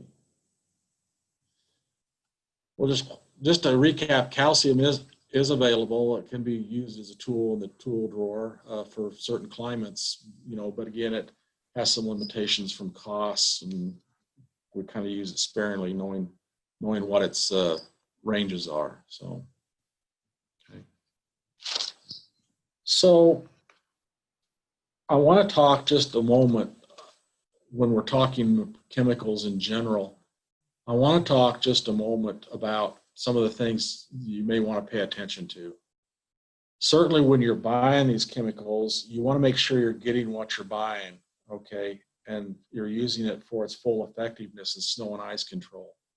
So you're probably going to want to get your hands on a good set of simple specifications. So as you go to market, you may be going out there through some kind of advertising, through buying this stuff through your purchasing department, or however you purchase materials. You're probably going to want to have some kind of a specification to point to, telling everybody this is what we want to buy. You're certainly going to want to get a handle on the material safety data sheet. That might help you in selecting the type of chemical you are wanting to purchase. And you're going to want to have some kind of a sampling or testing or certification type of program so you can sample and determine that concentration of chemical in solution and other impurities that you might experience out there. Also, if you're getting into this program, talk to others about their effectiveness. Talk about the concerns and problems with others. Some people are really into it more than others. Talk about their learning curve and what they went through, and certainly look at the safety of handling this stuff for your staff, and also safety as far as the environmental concerns are as well for handling your product. So we're kind of coming up onto the midpoint of today here. So I just want to kind of talk just a little bit about some advantages and disadvantages of solids versus liquid advantages. Okay. So earlier we took a little bit of a brief look at the advantages of chemicals, but let's take a little bit more in depth. Okay. So here are some of the advantages of solids. They're generally less costly since they're mostly chemical. Okay, there's no free water, and I'm talking about solid chemicals now. And when I talk about solid chemicals, I'm primarily talking about salt or chlorides. So solids are generally easier to handle and store. Okay. However, those hygroscopic chemicals like calcium chloride and magnesium chloride need to be purchased. Maybe some people like to purchase them in bags so they can keep the moisture out and they can cover in a stockpile situation. If you're stockpiling this material, many people are very interested in trying to keep the pile covered in some manner. Solid chemicals dilute less rapidly than liquid chemicals since they're close to 100% of the chemical state. So the dilution is much slower. However, the chemical in a solid material, when it's put out on the roadway on a simple snow floor, will take some time to go to work because it has to start kind of diluting down and forming its own brine. However, you can get some initial skid resistance if you're putting down salt, and it can act as an abrasive, much like sand. Okay.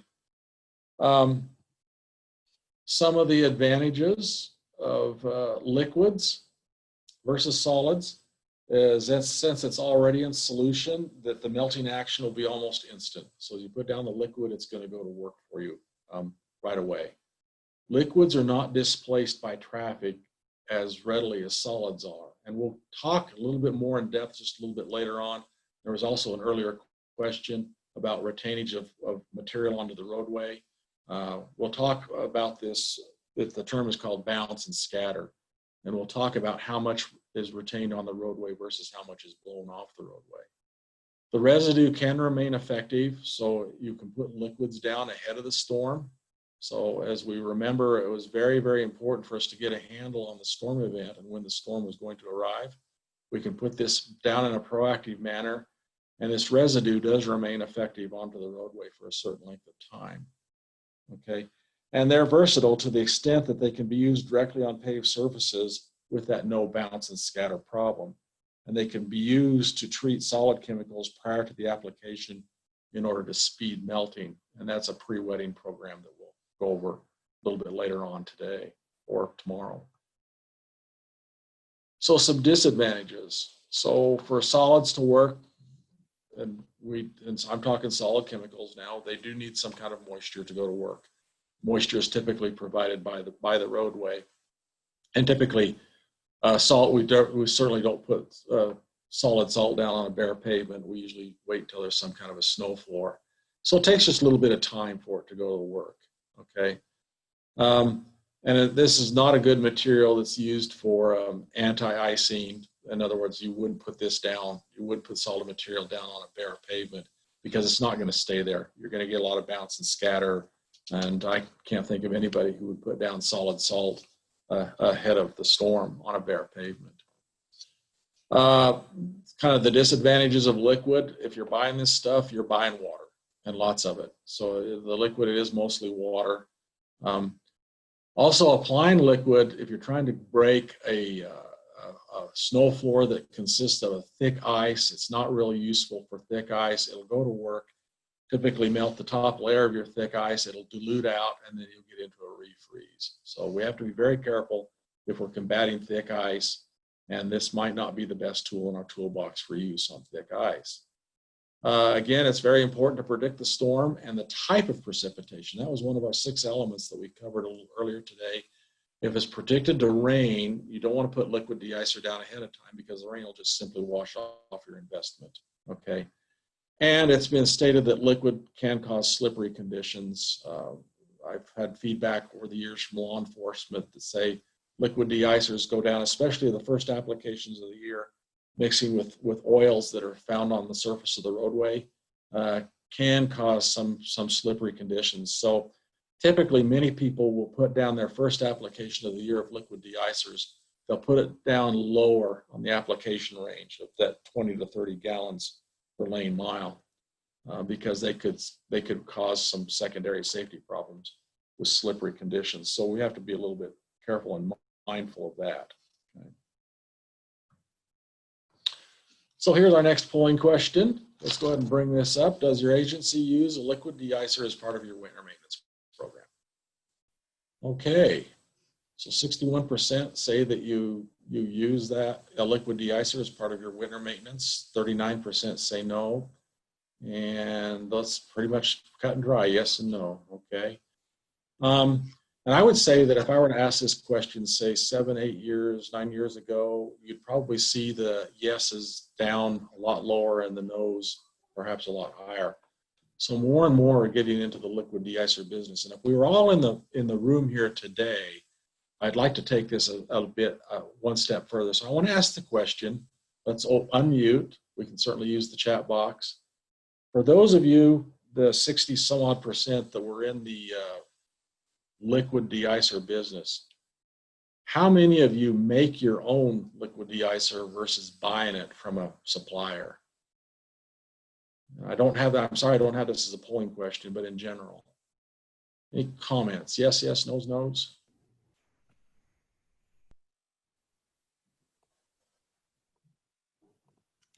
Got a couple in the chat box. Buy.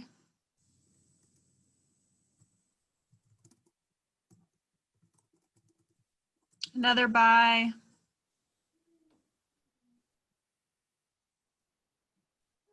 We buy. We have one make. Okay. One moonshiner out there. Okay.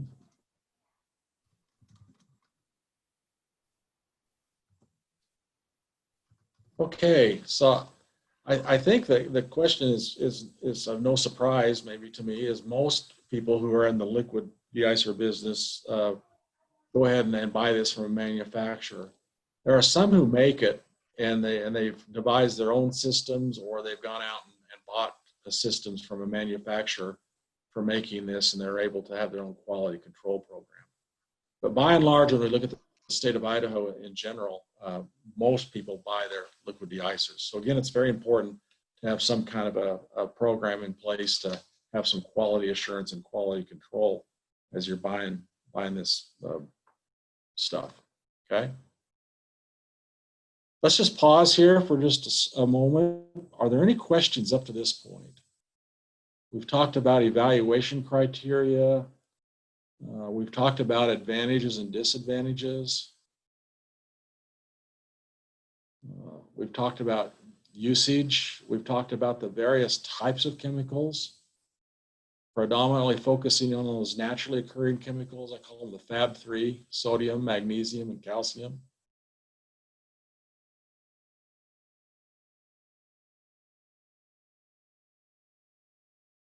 Thoughts, questions, comments?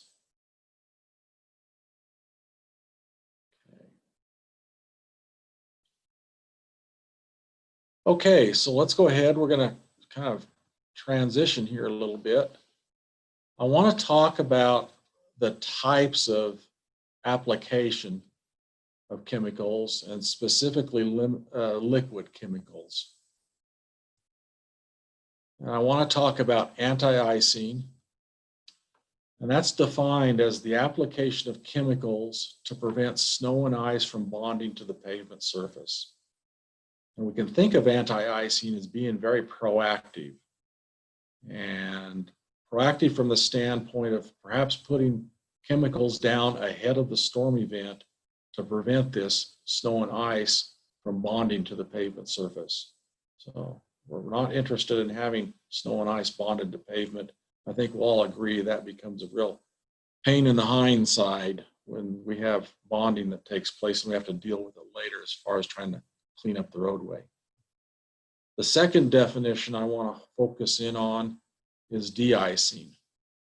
And as defined as the application of chemicals to remove snow and ice from the paved surface. So it's more of a reactive, we're out there after the fact and we're trying to use chemicals in our arsenal to remove this snow and ice from the paved surface. And how effective is that going to be? And the third definition that we want to talk about is we want to talk about the pre-wetting program. And it's defined as adding liquid chemical to abrasives. And when I talk about abrasives, I mean sanding material, or solid chemicals. I talk solid chemicals, I mean rock salt, basically, or salt materials, salt particles, to enhance performance, to enhance placement, and to enhance the retention on keeping that solid chemical onto the roadway. So those are the three definitions that we're going to come back to as we talk about the application of chemicals, both liquid and solid. Any questions on the definitions? We're going to have to refer back to these from time to time. Okay, all right, everybody with me now? Okay, sorry for the delay. Off we go here. Okay, so we talked just a little bit about three application type of techniques that we want to use. We want to use anti-icing, which can be thought of proactive, ahead of the storm or during the storm. De-icing, once the storm has taken place, we want to take care of what's on the ground as far as the snow floor goes. And pre-wetting program, which we're trying to get solid material or abrasive material to stick on an existing roadway. So the whole idea behind chemical application is to do the right amount at the right place at the right time, okay? And so there's three basic factors for determining an application rate. Again, surface temperature, I can't emphasize that enough. We've talked about how we can get that through handheld sensors or truck-mounted sensors. Dilution potential, which means how fast is the material we're putting down going to dilute out. We start at a concentration of, say, in the case of sodium, 23.1%, but as moisture continues to come at us and the chemical goes to work, it starts to dilute out. So what is the dilution potential of the chemical, and how long until you can get back to that same point and reapply your chemical, or known as cycle time? We talked about that a little earlier as far as route planning and trying to plan your route and how long it will take you to get back and cycle through. So anti-icing techniques.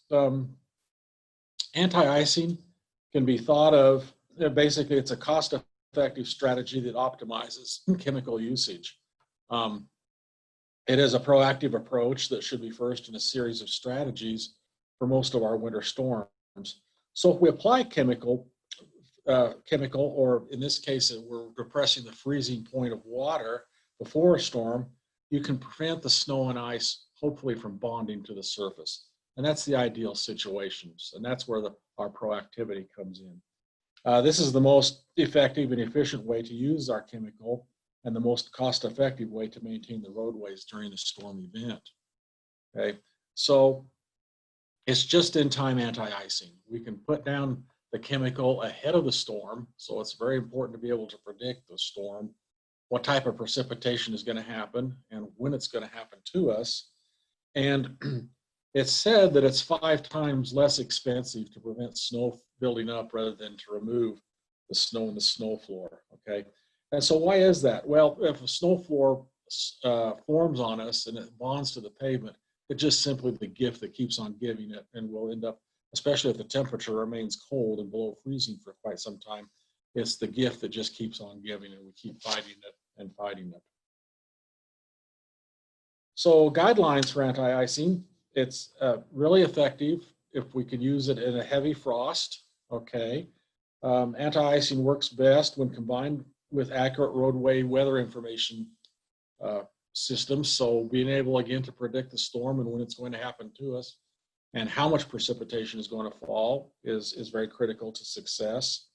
Liquids are the most effective, and they may be applied days in advance before the storm event happens. And so we recognize that we can't be all places at all times with our equipment. So you can apply liquid De-Icer ahead of time, ahead of the storm, and it'll stay on the pavement, and it'll stay in an effective residual type of setting until the storm hits. Usually a couple of days ahead of time, and it'll be just fine. You could apply the liquid only with streamer nozzles. You don't want to apply the liquid with a fan spray, like the type of fan spray you would use during seal coats or with emulsified asphalts. You want to stay away from the fan spray and put down liquid with liquid nozzles. The reason for that is we want a patch of bare pavement between each nozzle or nozzle application or between each streamer tube, and let the traffic kind of work it in just a little bit. And it also will help us if we're putting this stuff down, especially during the first part of the winter, where we may cause a slippery condition. Having that patch of bare pavement between the streamer nozzles will help us with any slippery conditions that we may be introducing. So again, we want to stay away from the placement with fan nozzles, okay? So putting this stuff down works with the eutectic curve, or again, our phase diagram, and it works in conjunction with the moisture and the temperatures that we're going to experience out on the roadway. Okay, so we do again have to recognize in anti-icing techniques that this material will stop working when dilution reaches the freezing point, or in other words, the percent concentration of our chemical in solution approaches zero.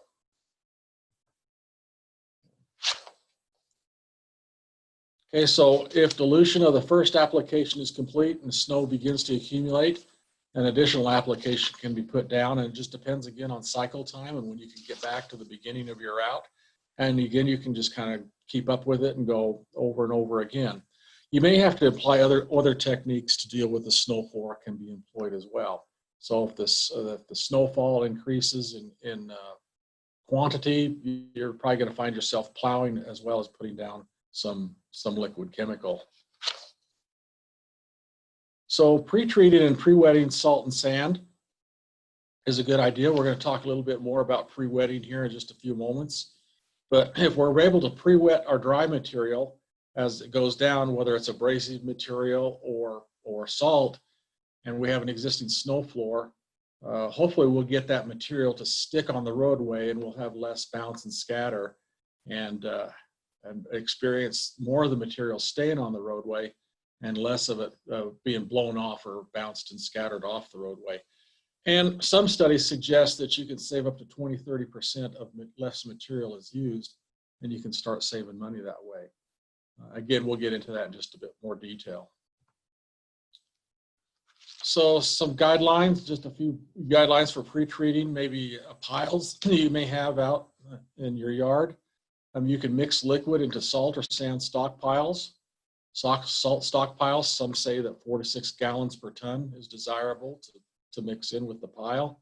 The salt's got to be dry for the liquid to stick to it. And so having a good salt storage program is going to be key for success, because leaching does become bad news. So we want to be able to store salt under cover or on some kind of an impervious pad and try to keep the salt as dry as we possibly can.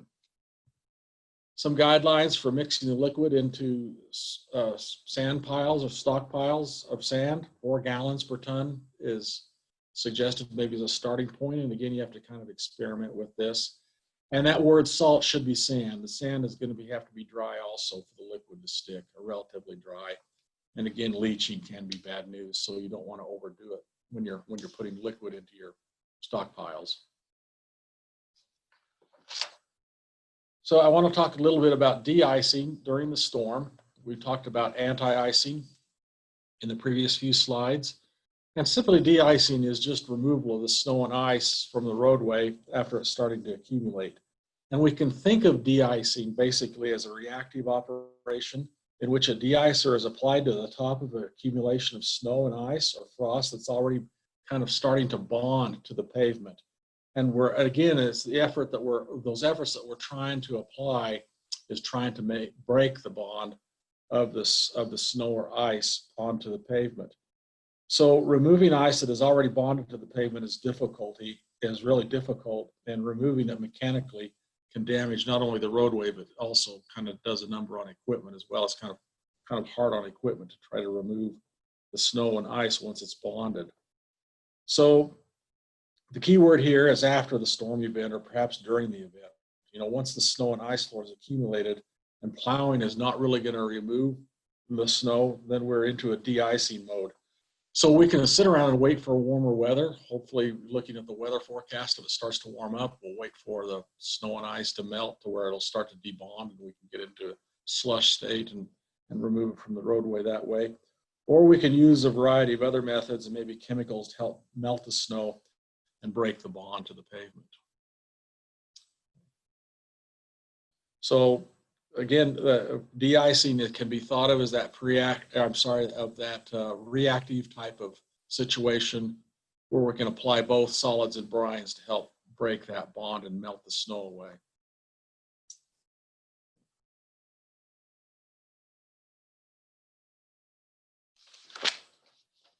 So sometimes we can use both anti-icing and de-icing together. We can start with anti-icing, but if we can't keep up with it because our anti-icing chemical and material is starting to dilute out, or rather dilutes out fast, we start having a snow floor buildup, we'll find ourselves in a de-icing mode. But if we use anti-icing and de-icing techniques together, we stand a better chance of trying to break that bond or keep the bond from forming, and we can clean up the roadway a little bit better. And we can also prevent frost and black ice from forming if we use both anti-icing and de-icing together.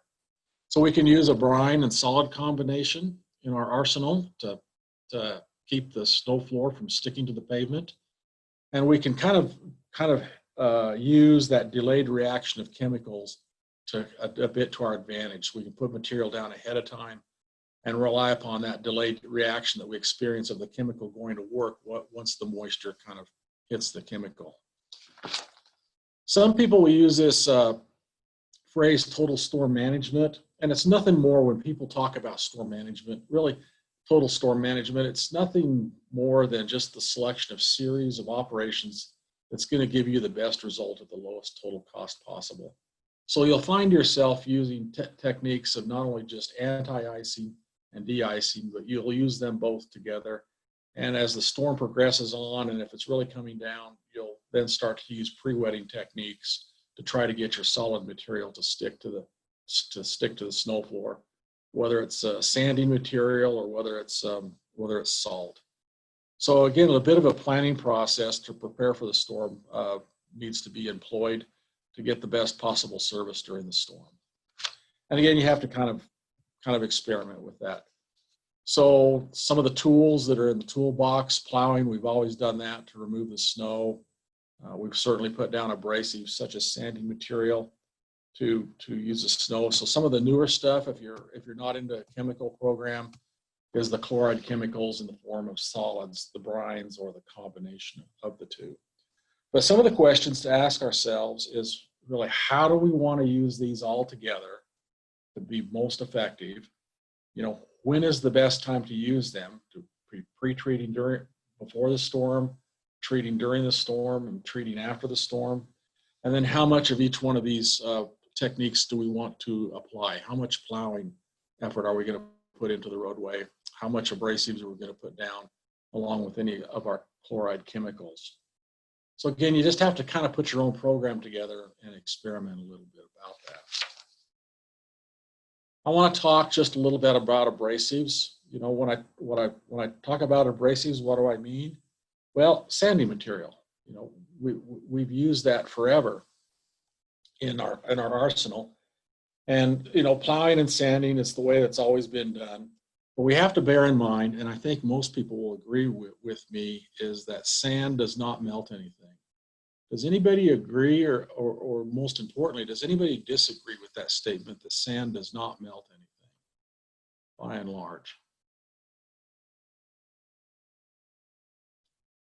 Anybody want to put anything in the chat box? Or bravely unmute themselves?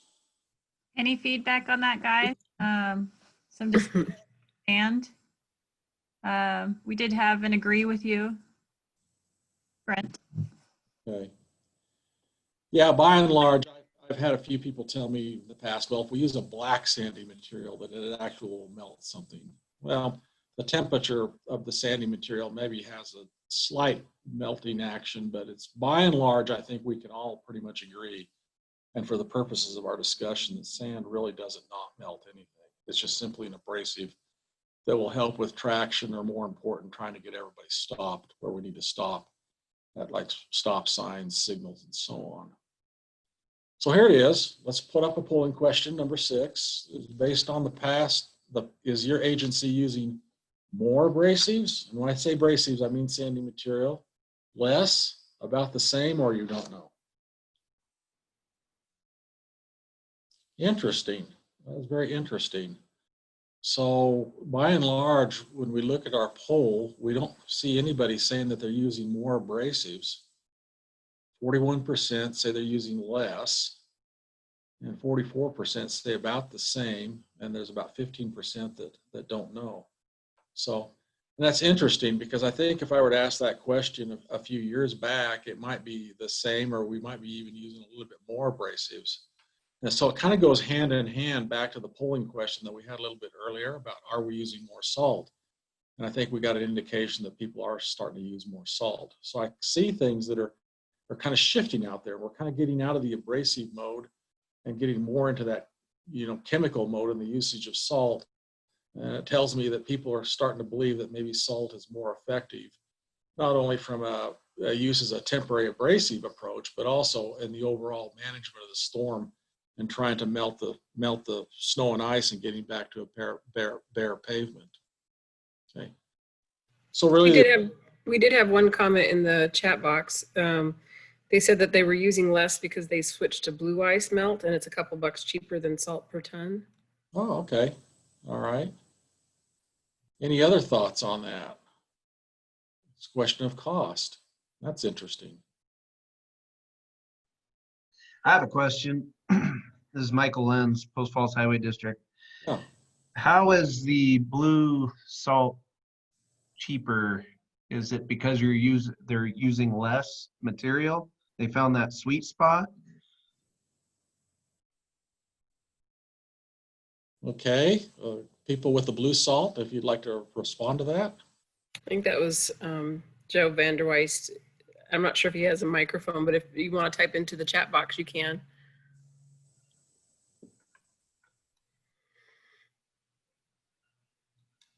We know he's there.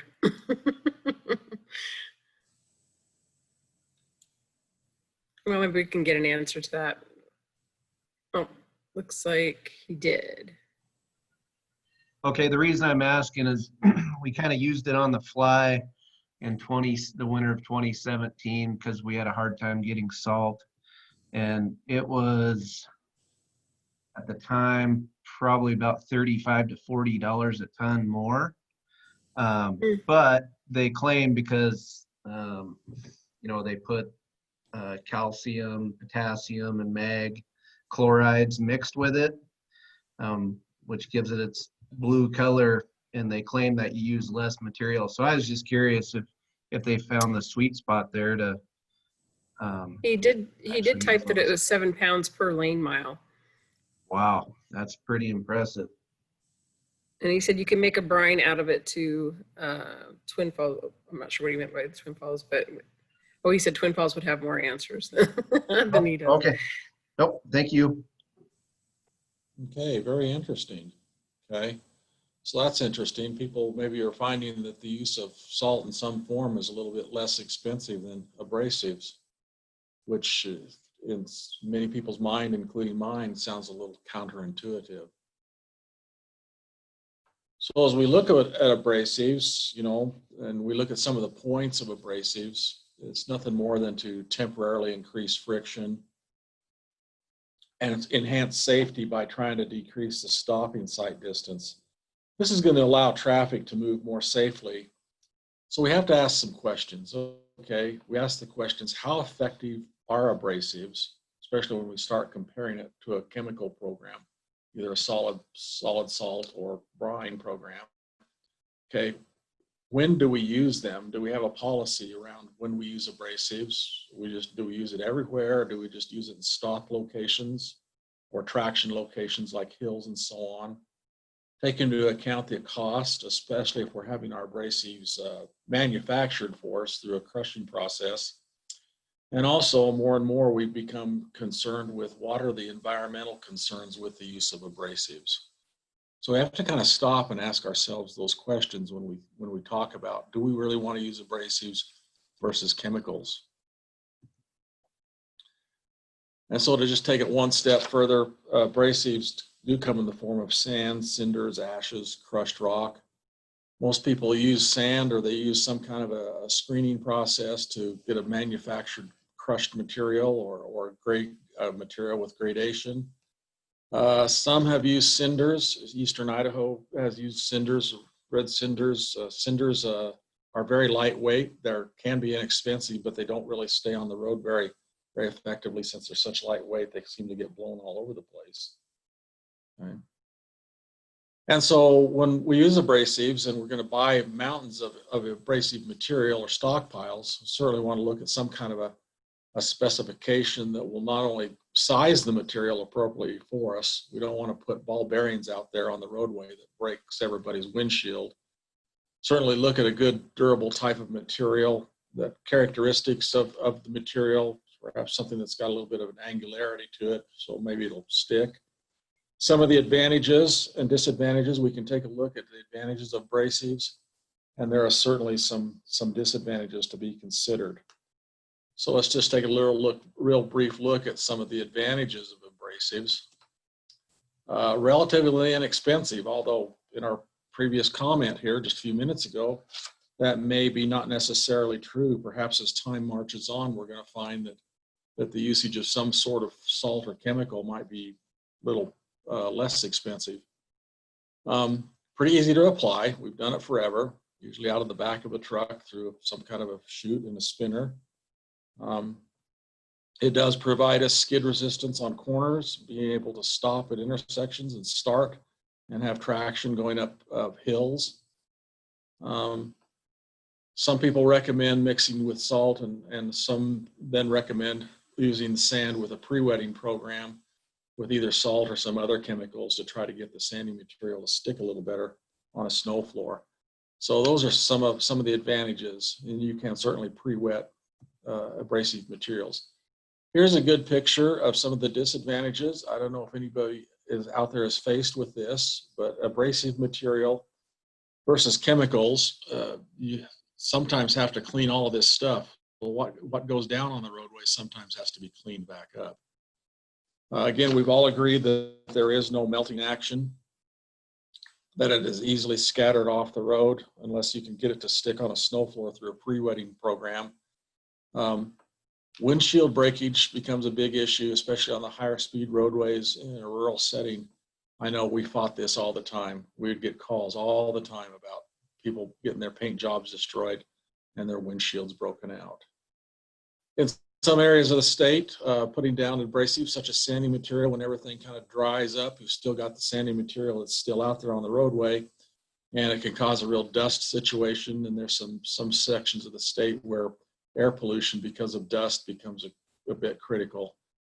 It's called PM10. Some cities, I think Boise might be one, maybe Pocatello another, that are faced with critical air pollution problems. And sometimes that monitoring of air pollution might be tied back to other federal funding for other programs. Certainly water pollution becomes a bit of an issue with sediment loading in creeks and streams. And business owners sometimes are not very happy, and households would, because it does tend to track, especially in the urban areas and downtown business districts. And in the end, can require cleanup, just depends on how much of it you put down during the course of the winter. So you have to take all the cleanup costs into account when you look at the total cost. We talked a little bit earlier about trying to determine the total cost of the abrasives versus chemicals, and certainly cleanup costs is one of them that we have to take into consideration. Just a little picture, if you put down enough of this material next to a creek, it will leach into a creek, and you may have a real problem on your hand as far as destroying the environmental characteristics of this creek, and you may have other people you need to deal with as far as being able to control this and clean it up. So I want to talk just a little bit about chemical application on the roadway. Again, I can't emphasize it enough that to be successful, accurate weather forecasts are very critical from the standpoint of temperature and moisture. You certainly can start to come up with your own strategies as to how you put these chemicals down in conjunction with other tools in your toolbox. And we've covered just a little bit earlier about having a good knowledge of how chemicals work will help you select your chemicals and how to apply them. I just briefly want to go over this. Just need to keep going here in the interest of time. But we do have some chemical spreaders. And again, I touched upon it a little bit earlier, that calibration, a good calibration program is really pretty chemical for the successful application of the chemicals. If you're first getting into this, and I think most will agree that as you first get into this, we're not building the moon lander. This is not an exact rocket science. You have to do a little bit of experimenting, putting this stuff down, and having a good calibration system so you can track how much is going down. It can be real critical to being able to kind of find and hit your sweet spot. Anyway, this is a picture of just some wetting systems. This is pictures that show gallonage from 70 to 280 gallon tanks. So the use of solid chemicals, spinner bar is used similar to a sanding truck. You load the bed up with solid rock salt, and it comes out the back much like sanding material. So it's a granular material that simply goes down on the roadway. And I see more and more people getting into maybe a solid salt program. So usually when solid chemicals are put down, or the solid material is put down, usually people try to strive to put it in the middle of the roadway and let the traffic kind of spread it to the outside of the roadway through traffic flow. And it starts its melting action in the middle, and as it works towards the outside, it'll continue to use melting action and stay put more in the roadway rather than broadcasting it from side to side, and you lose material off the sides of the road. Solid chemicals work very well in low traffic volumes. Okay. Work also pretty well in a soft snow condition where the granular salt has a chance to adhere more to maybe a bit of a soft snow floor. Works well during the storm event. Remember, if we're putting down the salt, the temperatures above 15 degrees and rising is desirable for the economic return on salt. Remember, salt quits working at -6 degrees Fahrenheit. Okay, so we want to be able to start melting the snow during the storm as much as possible, and be able to have the snow floor break the bond, slush up, and then we can remove the slush from the roadway and get back to a bare pavement as we work towards after the storm. So on liquid chemicals or brines, want to do some kind of a tanker truck. Some people do convert their water trucks into brine trucks for the winter.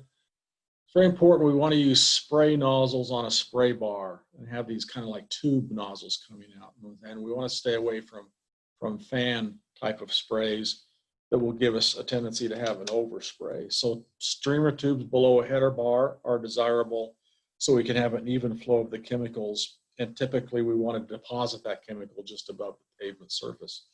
So you can tell when a proper action is taking place, a proper application is taking place, when you can see the lines of chemical down on the pavement. And if you put it down a day or two ahead of time or ahead of the storm, traffic will have a tendency to kind of work it around, but the residual seems to stay put for a day or two, and certainly the chemical then goes to work when the storm hits and you've got some moisture that comes out into the roadway as far as snow and snow floor. Just a big picture of brine tanks, portable brine tanks that may come to you, be delivered to you.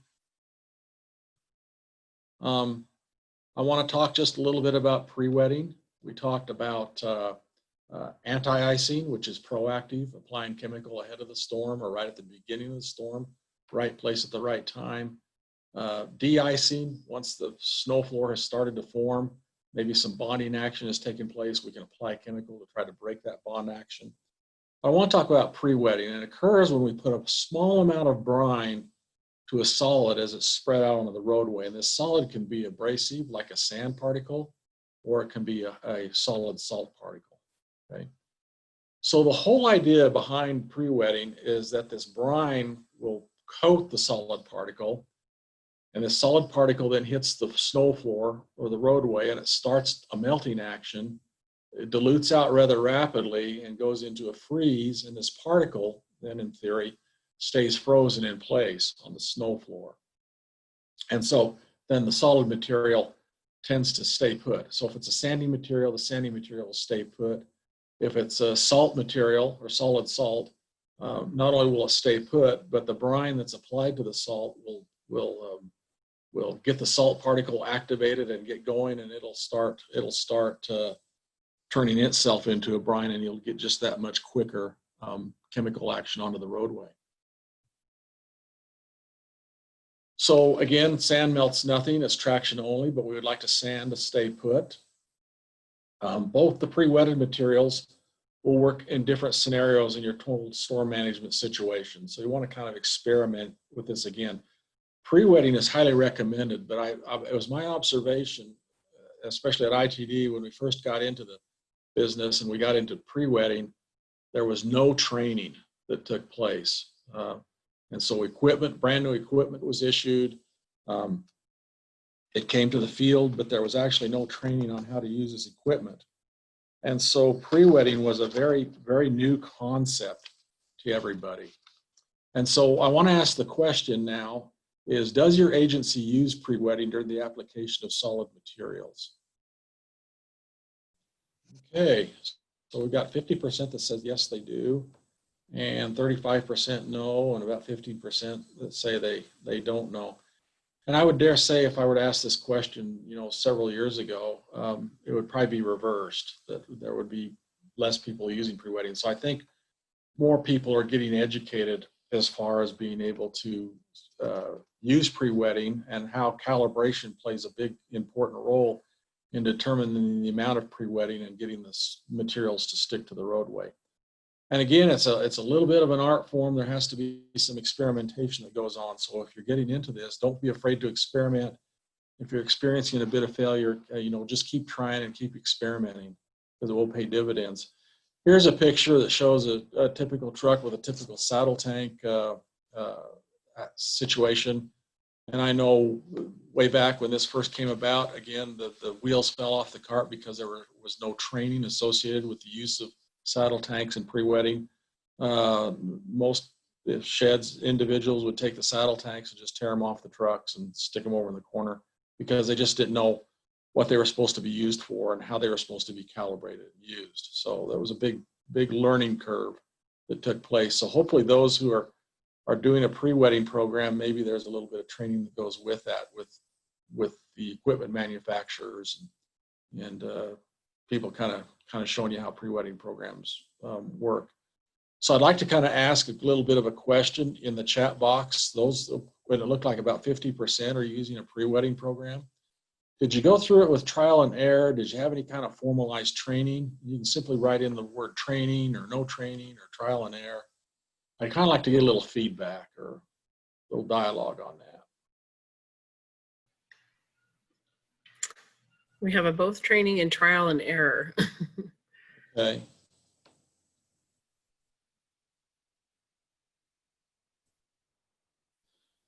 Well, that's good. I'm really glad to see that more and more training is taking place. Again, a little bit of a trial and error. But I think in the very beginning of these programs, there wasn't much in the way of training, and people might get frustrated.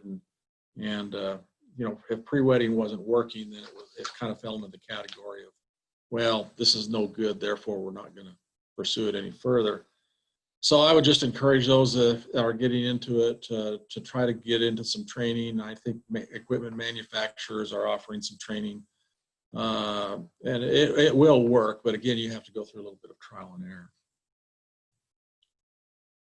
So just to kind of give you a little bit of a picture on the use of liquid de-icers, and when we pre-wet solids, the left-hand side of the picture attempts to show you what, the dry sand or rock salt, when it's applied, will simply just stay on the layer of snow and ice. If you have cars go down the roadway, then after a few have passed, this material will then be blown off the roadway, and we're not getting any advantage. And so if you pre-wet the material with a liquid de-icer, again, it tends to embed in that snow or ice layer, and it'll quickly then dilute out and freeze. And then hopefully the whole idea is to retain the particle into that snow layer of ice, whether it be sandy material or solid salt, and it'll work better for you. Okay. So the pre-wetting benefits, it's less bounce and scatter.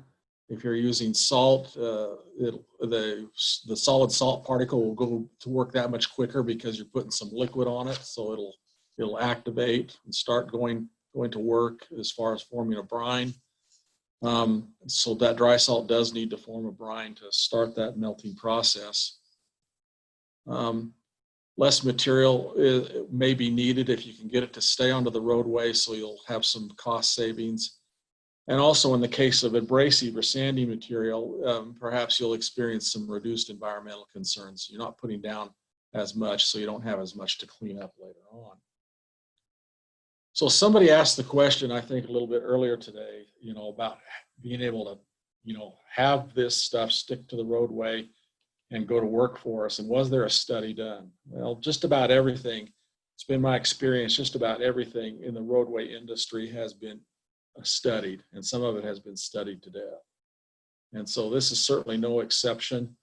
There was a study done that if we go down the roadway and if we have a typical situation where if 100% of the salt is spread in the center third of the roadway, only 46% stays in the center, with 12% on each of the outer thirds of the roadway, and we will end up losing 15% off the side of each roadway, off of each side of the roadway.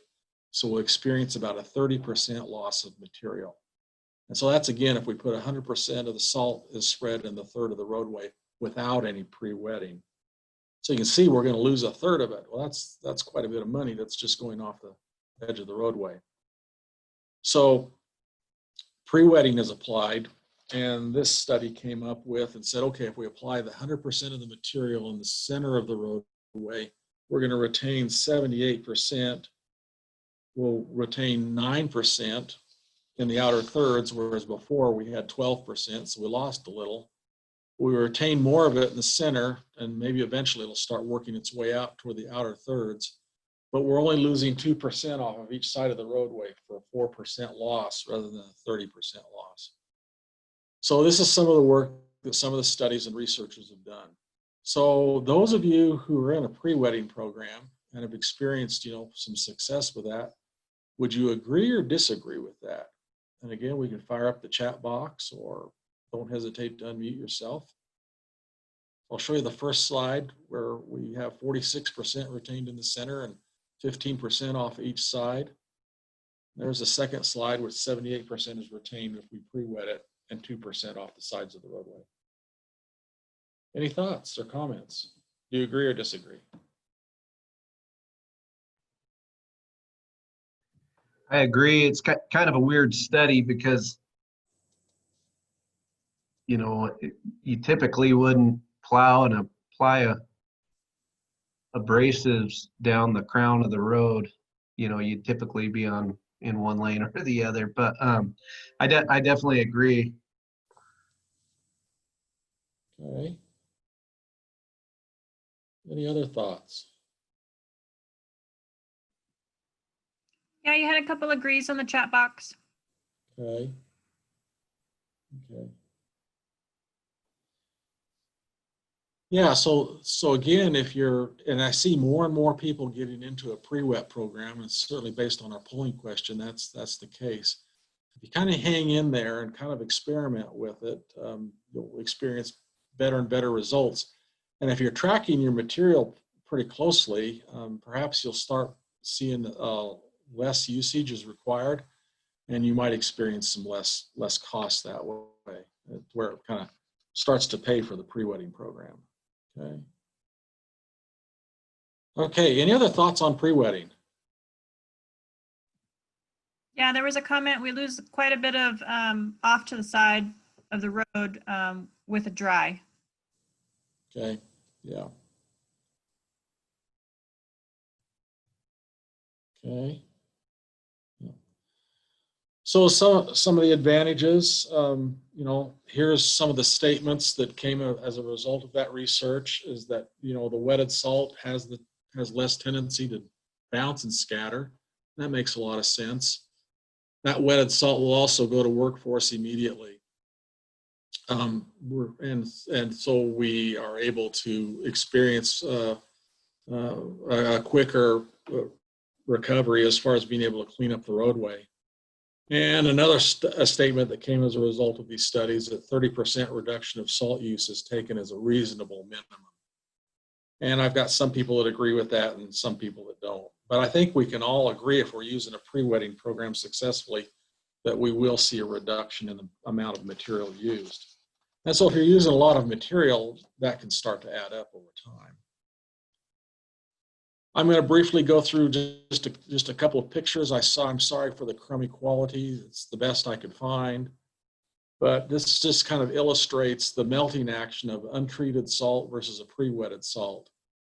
And so if we have an untreated salt particle on the left-hand side and on a block of ice and a pre-wetted salt, we can see that that pre-wetted salt goes to work for us very quickly and starts to penetrate that block of ice in a more aggressive manner. So as time marches on, we can see that our pre-wetted salt particle is beating the untreated salt particle.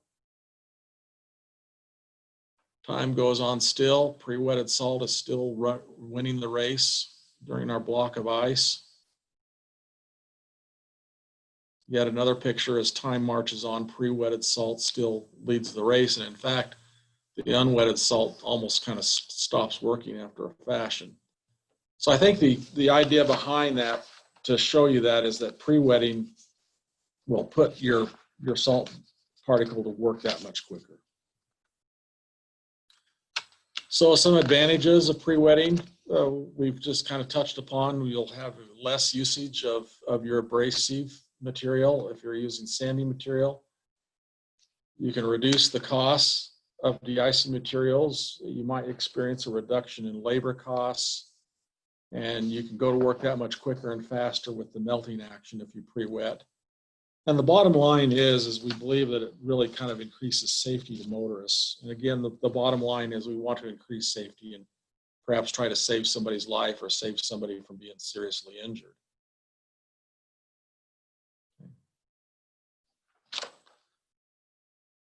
So any questions or other further comments on pre-wetting or pre-wetting program? Again, I think it has merits. You just have to kind of study it out a bit, and calibration becomes very critical in being able to track the amount of material that you're using and then the amount of liquid that you're using as far as using it as a pre-wetted medium. Okay. So sandy material, when there's a snow floor, sandy material comes in handy. It will, if we pre-wet it, it will stick to the surface. Just to kind of recap, we can certainly reduce the amount of sandy material if we pre-wet it, saving some money, and the abrasive effect of the sandy material will be increased. So pre-wetting of just sandy material, even though sandy material doesn't melt anything, will have some definite advantages. So when we talk about a major storm event, okay, we can certainly, realize that if this event is large enough, we're certainly at some point in time going to have some kind of a snow floor that will start to develop. And what techniques can we use? What is out there that can really help us remove the snow floor, after the event? Well, certainly we can apply the brines that will coat the roadway before the storm. We can use conventional equipment that we've always used before, like graders and plows. And we can certainly use rock salt early during the storm to put down a layer of chloride on the roadway surface, on the snow floor as it starts to accumulate. And we can then use chemicals to start removing the snow floor afterwards. So the point of this slide, when you're into a major storm event, just like not just one technique will solve all your problems. You have to use all of these techniques together in a total storm management type of situation. So it's necessary to really look at and think about the combination of all these techniques to get you to the finish line. And so we have to be able to experiment as to what will work best with you, work best with the equipment that you have on hand, with the available labor, and so on. So don't be afraid to experiment as you put chemicals or a chemical program to work for you. on top of the stuff that you've already been using. We talked about it just a little bit earlier, but I want to talk just a little bit more about corrosion, because that question does come up if you're contemplating getting into a chemical program, or if you've been in a chemical program for a while. People will want to know about corrosion and how much of an impact that will cause upon not only your roadway system, but also in the equipment that you might be using. So the phrase out there is that some have suggested using or adding corrosion inhibitors.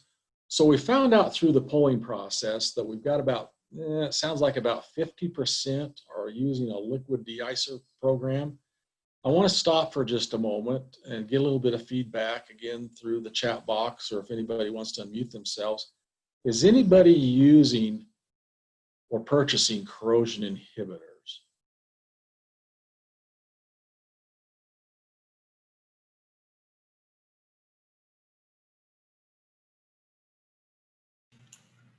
Seeing some no's in the chat box. Okay.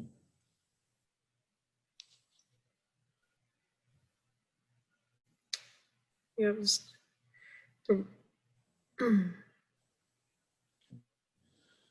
And the reason I'm asking that question is that, number one, has anybody come along, and we have established the fact that most people will buy their liquid de-icers, I'm going to say off the shelf or from a vendor.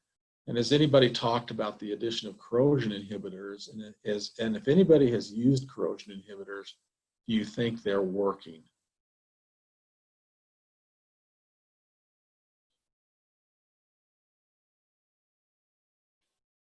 Okay. So I just kind of mentioned a little bit earlier is that that seems to be that, as I talked to a number of people, that the jury seems to be out on corrosion inhibitors.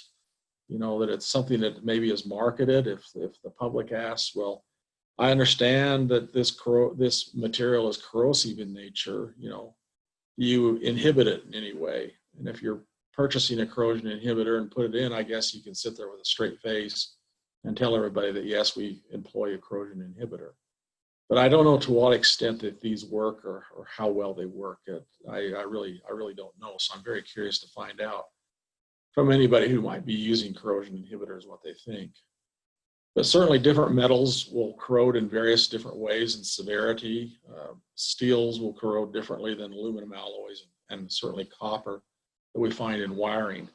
And indeed, magnesium chloride is the liquid brine or the liquid de-icer of choice in most of Idaho. And it seemed like we were getting quite a little bit of feedback once upon a time about how this was eating aluminum wheels and aluminum alloys. I don't know if that's the case today. I haven't heard a whole lot, but there, probably 7, 8, 9 years ago, we were hearing quite a little bit about that.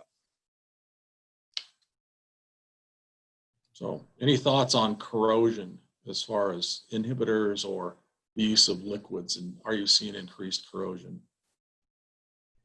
When I was at ITD, we did a little study with some receipts or tokens, little metal pieces off the side of the road. We didn't notice a big difference. My findings are that regardless of what chloride you're using, you need to wash your vehicles on a consistent basis, otherwise they're going to corrode. I've been talking to some of the trucking outfits as well that we've been buying our trucks from, just to see if they've noticed a difference in the districts that are using mag chloride compared to salt brine. And they've kind of said the same thing, that it really doesn't matter. You can just tell the districts or departments that are washing their vehicles on a consistent basis. So that's what I've found. Okay. Well, thank you. Thank you for that feedback. Anybody else?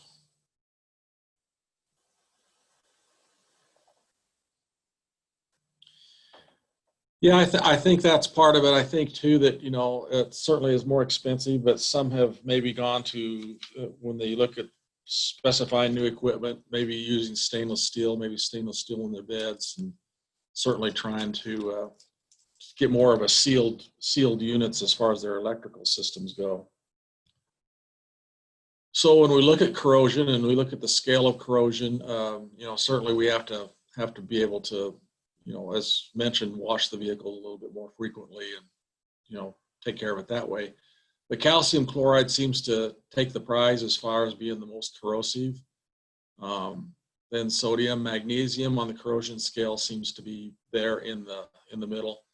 And on the far end of the less corrosive scale, as you would imagine, urea, which is a kind of a fertilizer product, is less corrosive. But remember, we found out when we talked about eutectic temperature and effective temperature ranges that urea probably wasn't good for us because it didn't fit our temperature ranges very well. So we want to talk just a little bit about snow removal economics. In a traditional sense, we talk about the cost of sand and the cost of plows and sanders. Then you're saying that the typical cost of a plow sander setup with bed and so on is approaching maybe right around $150,000. I don't know if you agree or disagree with me on that. Certainly, some of the economics associated with our traditional methods of sowing and sanding and plowing is the storage of material and certainly labor, and then we always have to factor up those cleanup costs. Some of the economics of cost associated with the chemicals is, again, the cost of material may be higher, although some are starting to say maybe the cost of the salt materials are being a bit lower.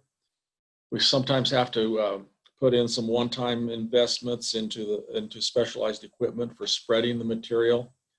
Certainly have to pay attention to the cost of storage of the material, trying to keep it dry, keep it from leaching into the soil, and certainly the labor that's associated with handling the chemical. So you need to put pencil to paper and determine, from an economic standpoint, what kind of meters out as far as what are the advantages and disadvantages. So we talk about this economics. We talk just about a little bit about the costs to the environment during our traditional way of doing things with sand and plowing. We certainly have dust after everything dries out, especially in the spring when we're trying to pick this stuff up. Experiencing streams and rivers, silt loading.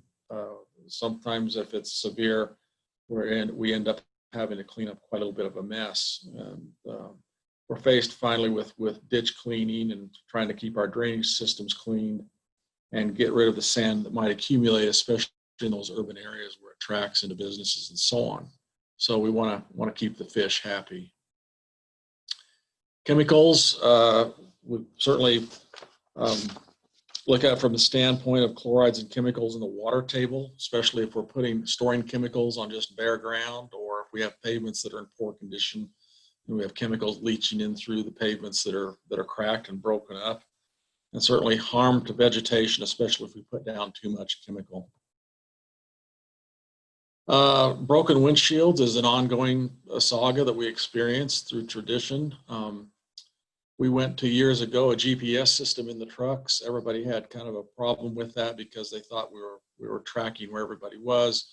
That wasn't the case. So what helped us a lot was when we got claims for broken windshields, we'd always have to track down where the truck was. Where a GPS, we were able to track down at the time where the truck was, and we were able to report in many cases the truck wasn't even there that belonged to us. So the broken windshield came from somebody else. Certainly, we're looking at dirty roadways and the air pollution I mentioned a little bit earlier. Some of the cost analysis, some of the costs that we have to think about with chemicals is the corrosion of vehicles and our infrastructure. And certainly, if we're in the chemical business, we want to start specifying our newer equipment that will kind of help combat the effects of corrosive chemicals. Electric failures were big. Learned that one the hard way early on, that this stuff will eat electrical wiring. You might have a little bit of a public perception that can be on the negative side when we're dealing with chemicals. I know that attempts were made at ITD to put out some brochures and so on, trying to educate the public as to what these chemicals were and how it would affect them and their vehicles. And you do have an increased cost if you're going to store them improperly and use them improperly. So the bottom line, when you add it all up, it looks like when we employ traditional methods of snow removal, which means plowing and sanding, that we are going to have snow floors, kind of a fact of life, that maybe we're going to have an increase in vehicular crashes, experiencing some road closures, and associated with that is some lost commerce. Where it's kind of starting to be proven more and more that chemicals will bear up the pavement a bit faster. We can manage the pavement a little bit better, hopefully reduce our crash rates, and continue the movement of products and services in a little bit more efficient manner. So as we look at the bottom line, would people, let's open it back up for just a moment. If you've got any comments, would you agree or disagree with these assessments of a traditional, which is plowing and sanding, versus a little bit, new army of introducing chemicals into the mix? Would you disagree or agree with those bullet statements?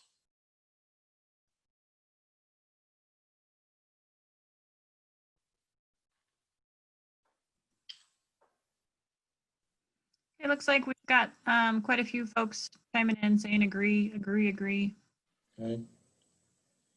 Yeah, I think as time marches on, we see more and more agencies embrace a chemical program. And again, our polling kind of revealed that it was up to about 50%. Whereas I say if we go back just even a few years ago, it might be along the lines of 25 or 30%. More and more are starting to find that the use of chemicals and the costs associated with those are now starting to outweigh some of the negatives of a chemical program. So just to touch upon it, just real briefly, some of the post-storm benefits of chemicals certainly do have an opportunity to have an easier snow floor removal. You have a chance to reduce the environmental impact, have less cleanup, especially in the urbanized area. And so you have an opportunity when you add it all together to perhaps have an overall cost that's minimized during your storm events.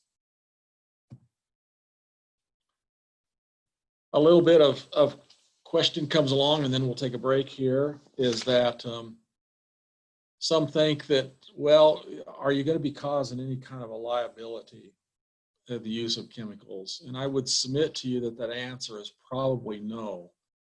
Along the lines of, if you can put together a good policy, we talked about having a good policy earlier, and most people do have a policy, but if your policy can speak to the level of service that you're trying to achieve, in other words, what you're trying to do with putting chemicals into the mix and keeping your roadways open in a prioritized manner. If your policy comes along the lines of the proper application of materials, and you can demonstrate to the world that you're responsible, not only in the storage, but the application of these materials, and that you can gain or better yet, try to convey to the public the expectations of this program and meet the expectations of the public. And certainly if you have this written policy on winter maintenance and you're able to more or less follow it pretty closely, that it will pay benefits. And I submit to you that would probably help lower your agency liability and those causes of liability.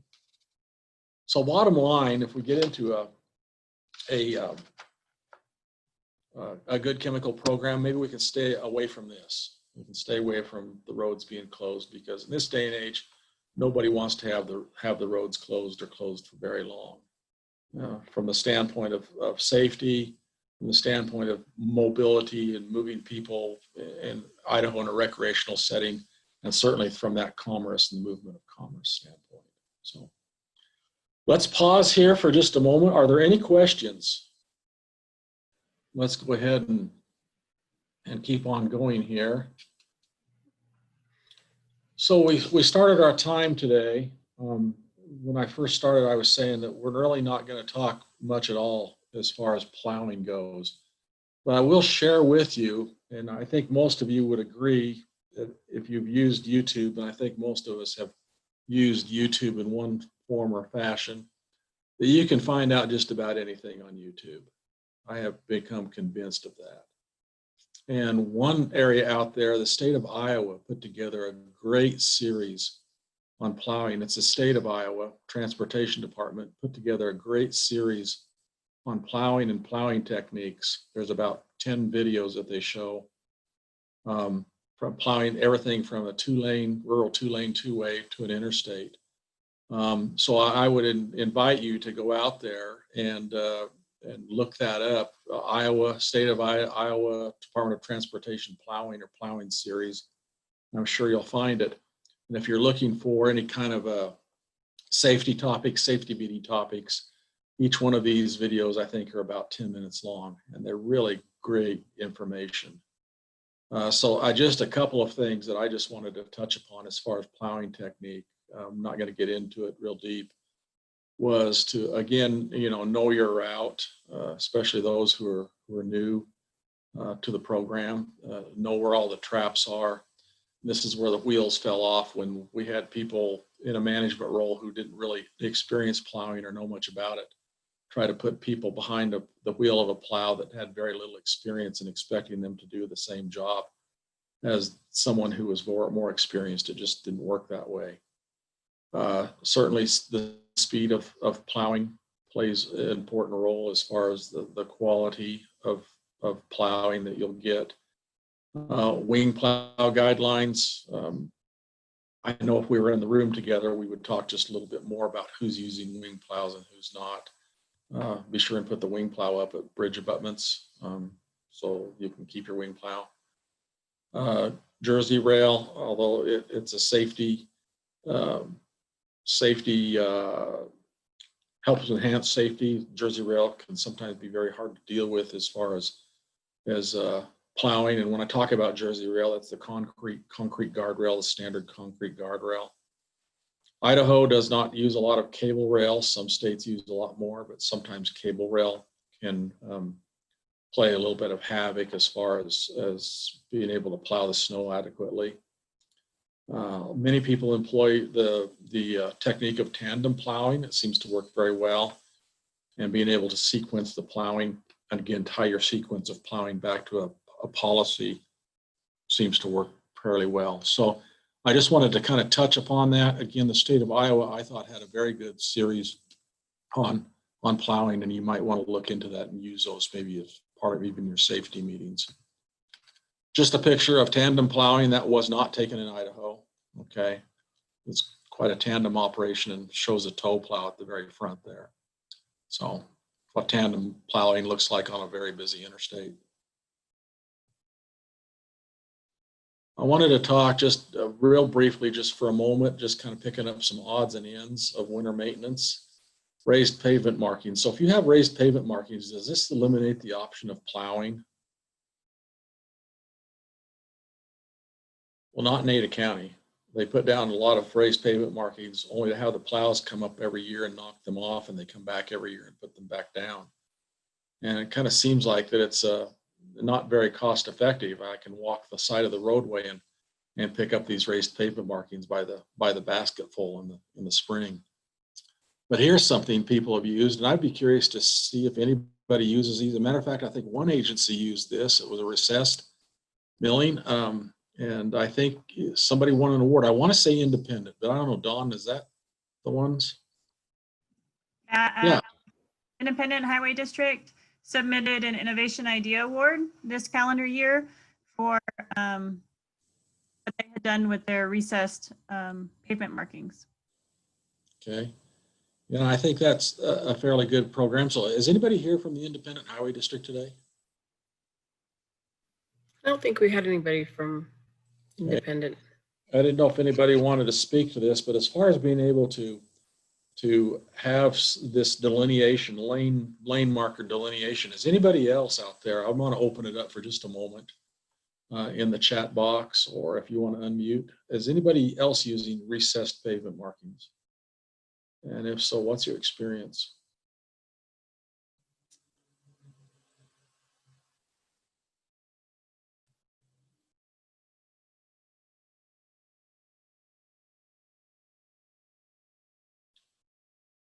Okay. Hearing none, I think our pavement markings, especially on wet pavements, our pavement markings probably not as great as they used to be because we're using a water-based paint now rather than an oil-based paint. So the durability doesn't seem to be quite as there, and the pavement markings on a wet pavement they don't seem to pop out at us as much. So people are putting down some delineation in the form of either raised pavement markings or in this case recessed pavement markings to help delineate those lane lines and those edge lines. And so again, it sounds like the Independent Highway District has used them, won a bit of an award on that. And maybe that's something that'll be of interest to others as well. Certainly putting these down, you know, people are still going to plow, but you plow them right up. And so they're not real cost effective in a winter environment, in my opinion. So I guess the question is, for polling question is, does your agency use recessed pavement markings? Let's go ahead and throw that one up there real fast. Okay. There are a few, 15% say yes, 81% say no, and 4% don't know. So yeah, so I would say that if you're looking for ways to improve safety, especially on those busier roadways or where you've got some safety data that says you're having a real lane departure problem, especially maybe during storms or wet weather, that this might be something to consider. And again, Dawn is going to go ahead and post what Independent Highway District has been doing, and you might be interested in finding out what they are doing up there. I think it's something maybe worth looking at if you're experiencing a safety problem. So kind of just some odds and ends here. I wanted to talk just a little bit about drifting snow. I mentioned that we would talk about that when we got started today. Take a look at this picture. Take a good long look at it. And I want to ask the question, what's wrong with this picture? You can use the chat box. And even if you want to unmute, we'll give it just a couple of minutes. We have one comment that says blowing snow, no swale or ditch. Is that another answer?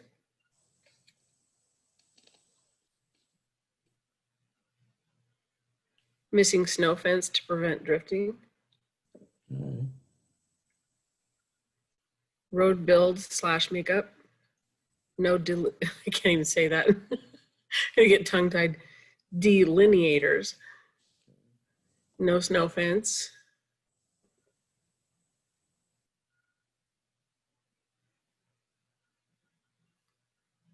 Okay. Certainly, when we first look at this, we see, you know, there's blowing snow, and I do agree with the comment that was made with no delineators. But by and large, with this section of roadway, when we look at this, given the weather conditions, and we certainly clearly are having a wind issue here, very little, if nothing is, I would submit to you, is really wrong with this roadway. The snow is blowing across. You know, we don't have any real drift buildup on top of the roadway. Is this section of roadway, would you put a de-icing chemical or an anti-icing chemical on this roadway? And you can use chat or unmute. I have one no. Seeing another no. Somebody wants to know what the temperature is. Cold. It's cold. Most of the answers coming through look like no. Someone else said it probably not because it looks rural. Okay. Yeah, so you would not want to put any kind of chemical on this because you will experience a refreeze situation. You'll get the snow to kind of stop and stick, and then it might melt a little bit and it would build up, and it would then refreeze and you'd have a skating rink. So this is certainly a stretch of roadway that you would not want to treat at all, especially in a blowing condition. Okay. So again, this roadway is functioning pretty good. It doesn't have a lot of vegetation along the sides that will trap the snow and start drifting. And it seems to be operating quite well. You know, you're not going to drive 100 miles an hour on this roadway during this storm, but you're certainly going to be able to drive through it successfully. Okay. Okay, see if I can get my slide to move. There we go. So when we talk about drifting snow, I've shared this picture before, and I asked everybody who was in the room, I said, how would you attack this? One guy says just hit it harder with the equipment. Well, I don't know if that's a good answer or not, but we certainly have a drifting problem here that is going to be with you throughout the entire winter. And so what can we do about snow drifts? And if I were to ask the question, I would say that most of you experience some kind of snow drifting within your agency. I've asked that a number of times, and the answer usually comes up yes. So I'm going to assume that you've probably got some kind of drifting. So what would we do? Well, one of the things that we can do to combat drifting is if you are rebuilding your roadway and rebuilding the geometrics, hopefully the people who are designing the roadway would have the sense enough to ask you, as operators of the roadway and maintainers of the roadway, what are your problem areas and what are you experiencing? As many times I don't see that question being asked, which I think is critical for success, because who better knows how the roadway operates than those who operate it and maintain it? Okay, you guys know the most and can offer the most experience and advice. And so you can solve some of your drifting problems if you're rebuilding your roadway and redesigning your roadway by simply changing the geometrics. Snow fence, there's an old-fashioned snow fence, certainly is out there to combat drifting. We're going to find out in just a few moments that the placement of the snow fence is very critical for success. You just can't really place these snow fences just anywhere out there. But there's just a typical picture of a snow fence for combating drifting.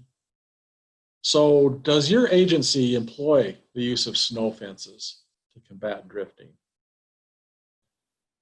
And no real surprise, very few have snow fence, but majority of don't have snow fence. And we'll see in just a moment, there's a lot of advantages of snow fence, but one of the disadvantages of snow fence is that you have to have quite a bit of real estate to make one of these work appropriately. Here's a snow fence, and if I were to ask the question, which way is the wind blowing? Probably most would say it's blowing from right to left. Anybody disagree with that? Yeah, most would agree right to left. So if you're able to employ snow fences, it's been said that plowing snow drifts costs about 100 times more than building and maintaining a snow fence. And especially in those areas where you are experiencing drifting, it seems like you're just out there fighting it all the time, all winter long.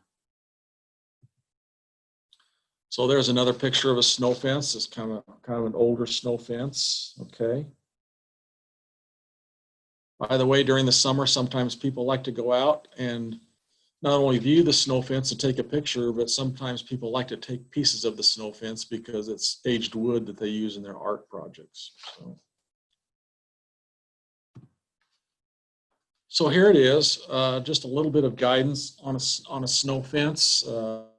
This is a guidance that came from a guy named Ron Tabler. You'll see his name there at the bottom, Tabler and Associates. And Dr. Ron Tabler is, if it has to do with snow, he knows all about it. He's written lots of material and articles and puts a lot of science behind the snow and the snow fence. So one of the things Dr. Tabler comes up with, he says, if we look at the right-hand side of the picture, that's going to be our edge of roadway.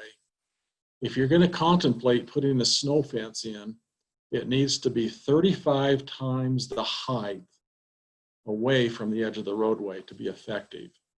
Okay, so if we've got the wind coming from the left to the right, he says you've got to put the height of the snow fence, let's just say it's 10 feet, back 350 feet from the edge of the roadway to be effective. If you move it closer to the roadway, you may create a situation whereby you'll land the drift right on top of your roadway. And that's where the wheels usually fall off the cart, is sometimes people don't realize where you really need to put this snow fence. And so when I used the statement a little bit earlier about how snow fences can become big real estate gobblers, if you don't have access to property 350 feet in the case of our 10-foot snow fence, sometimes it's hard to build and maintain those fences.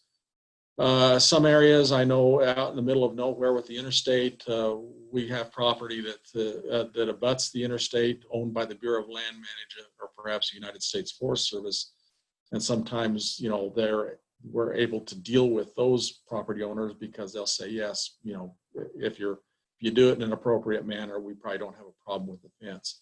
But many times we're faced with private property and maybe farm fields. So it makes it really difficult to put snow fence in. So it's no surprise when we looked at the poll is if you have snow fence, the vast majority will say, well, we don't. And that might be one of the reasons why. Here's a picture of a newer type of snow fence. It's just simple poles drilled into the ground that are anchored with a cable anchor with vinyl straps. So we've seen those more and more. And in fact, those have been used along US 20 out between Arco along where, if anybody's familiar with that territory, the Idaho National Laboratory, because they own a lot of land out there. It's federal land. They'll let us go out and put up snow fence on their land.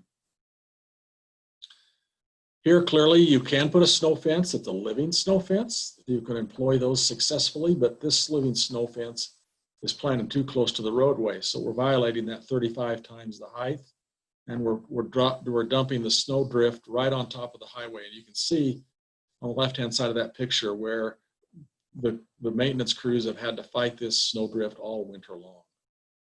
And I'm sure there's a desire to go out there perhaps and cut down the trees as a result of that. So just a few tips to remember when we're dealing with snow fence. Again, mechanical snow removal costs might be approach 100 times more than trapping the snow with fences. The best snow fence porosity, and what I mean by porosity, the openings in the fence is generally between 40 and 50%. So you don't want to build a solid wall, but you don't want to have it too porous. So you want to be able to have the wind circulate through it and have porosity at 40 to 50%. A single row of snow fence is always more preferable than multiple rows of shorter fences from an economic and effectiveness standpoint. Bear in mind that if you have 1 6-foot section of fence, that's going to equal 2 rows of 4 foot, and 1 8-foot fence will equal 5 rows of 4 feet fence. So building one big tall fence is more desirable. And fences can certainly improve driver visibility and reduce the ice and snow buildup. A couple of more things to keep in mind is driver visibility does improve. Fences, generally speaking, should be at least 8 feet tall or taller. And again, we've talked about that 35 times the height back from the roadway shoulder. So that's very critical for success. If you extend the fences beyond the protection limits at an angle of 30 degrees on either side of the prevailing wind condition, you can certainly angle the ends of these fences and still be okay. Ideally, the fences need to be built perpendicular to the prevailing wind, but of course, you know, the wind always doesn't blow in the same direction. So you can have a rotational departure of up to 25 feet is permissible and actually will work okay. And then you want to leave a 10% gap at the bottom of the fence, 10% of the total height. And the fence seems to work the best that way by leaving some kind of a gap. So you can see from our previous picture there with our newer type of snow fence, we tend to try to leave a 10% height clearance. Okay. People do use a living snow fence. They seem to work pretty well. The top picture shows a 70% porosity. The tree that loses its leaves will lend itself, and if you might experience a 10 to 30% porosity if you use an evergreen type of tree. But again, the big takeaway on this is being able to be back 35 times the height away from the roadway, so you're not dumping the drift on top of the road. Just a real picture of a living snow fence. Sometimes you can talk to the farmer in the field and say, hey, can you leave a row of corn standing as an example? You know, if you can work a deal, you can see the roadway to the very left. You can see how it sweeps around, turning left, and that row of corn kind of mirrors the curvature of the roadway. And you can see that if you had a roadway that was experiencing a drifting problem, perhaps this row of corn will help with that drifting problem. Just another picture of a kind of a living snow fence. You can see that they do work pretty effectively. Just as we kind of get towards the end here, just a couple of tidbits. Generally speaking, although we're faced with using this method of snow removal, it's generally not acceptable. So open it back up for a little bit of a chat session. Any reason why this method might not be viewed as being very acceptable? Either chat box or if anybody wants to unmute.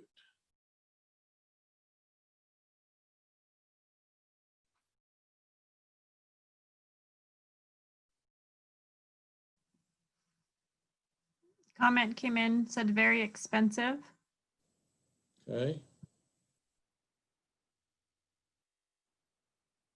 Time consuming. Okay.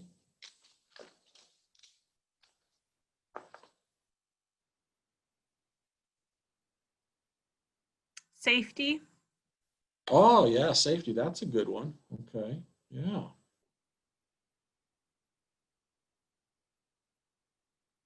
Disposal area. Okay. Especially if you're in an urban area. Yeah.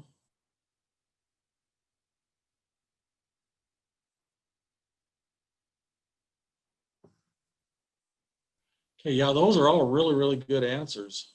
Yeah, there's another one coming in, maybe. Doesn't all come out and no weight in the truck. Takes up too much room in the roadway. Untreated roads will be slick. Okay. Yep.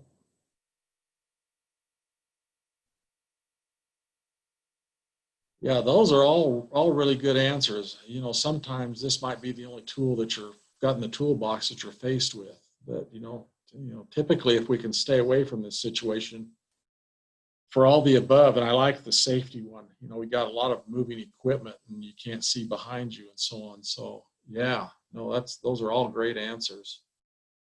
So sometimes if we're in an urban environment, maybe we can come up with some kind of a technique like this. Looks like a bit of a front end loader with an auger attached to the front, maybe, that's able to shoot the snow into the trucks, kind of in a windrow type of situation, and then go off and dump it. I've seen some urban areas will have vacant land or vacant lots that are designated, and they'll build a big pile and so on.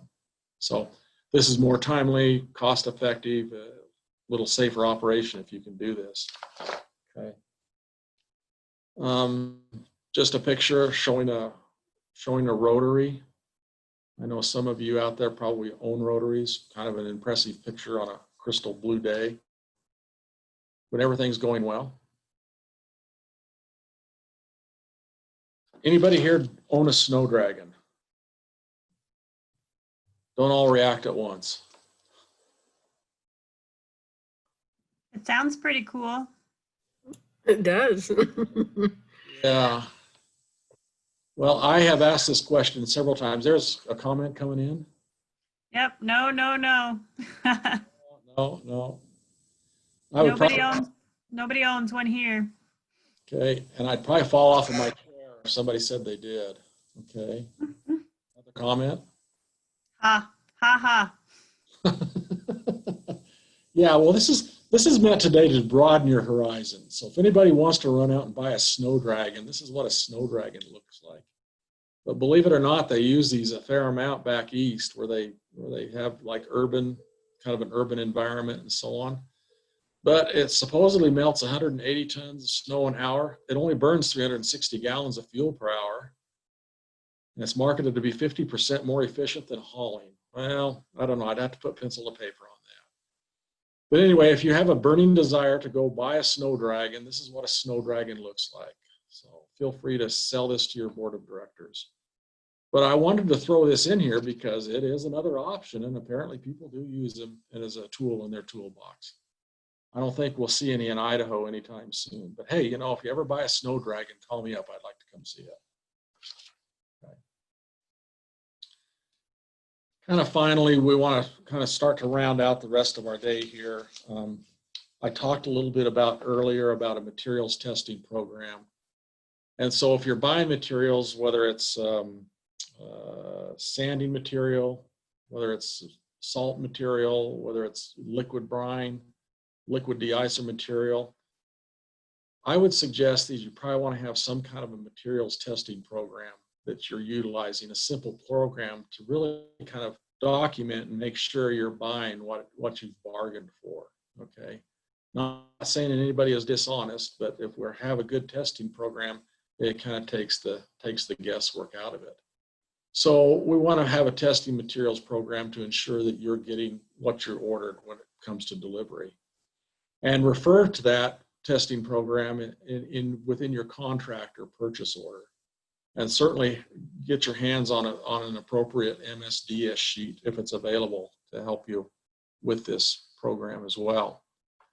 So if you're testing liquids, it's suggested that this makes a lot of common sense that before you unload the tanker, go ahead and take a small sample of your liquid de-icer to determine the specific gravity or the percent saturation, or what I want to call is, again, that very important term, percent concentration, okay, by weight.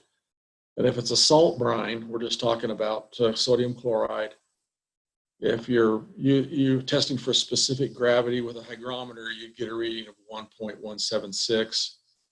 There's a salimeter that's out there. It's a device that you can use, and you get a reading of about 85%.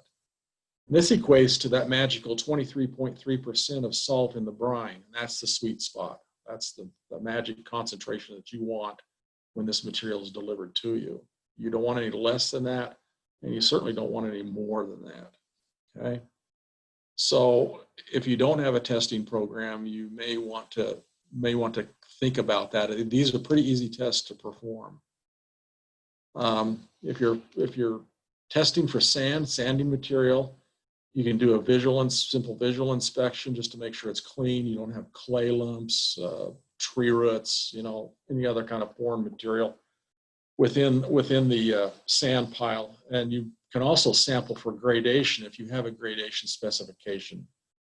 So some people, and if you've been through the workshop that talks about materials and gradation of materials, it's pretty easy to pull a sample and determine a gradation if you've got a gradation specified. Some people will, for an example, they might specify a 3/8 minus material. They don't want big material lumped in on top of this 3/8 minus material because they might get into some windshield breakage problems. You can certainly test solid salt. One of the tests is just to observe the offloading. Is it wet? If it rolls up into the yard and the water's running out of the truck, you're way too wet. Of course, obviously, you don't want that. You can certainly test for moisture contents in the range of less than 1.5%. And you can use this and test against any specifications that you might have written. So you can do it real easily. You just simply need a calibrated scale, triple beam, a little bit old school. A lot of people use digital scales that's accurate to within 1/10 of a gram, and a microwave right around the 1200 watt usage. And grab a cup, just a 1 cup sample of salt, weigh the wet salt and determine the weight of the dry salt by drying it out. And then a simple calculation of the weight loss can get you to a moisture calculation. So you simply take the weight loss, which is the weight of the wet salt minus the weight of the dry salt. Divide that by the weight of the wet salt and times 100 will give you a percent moisture content.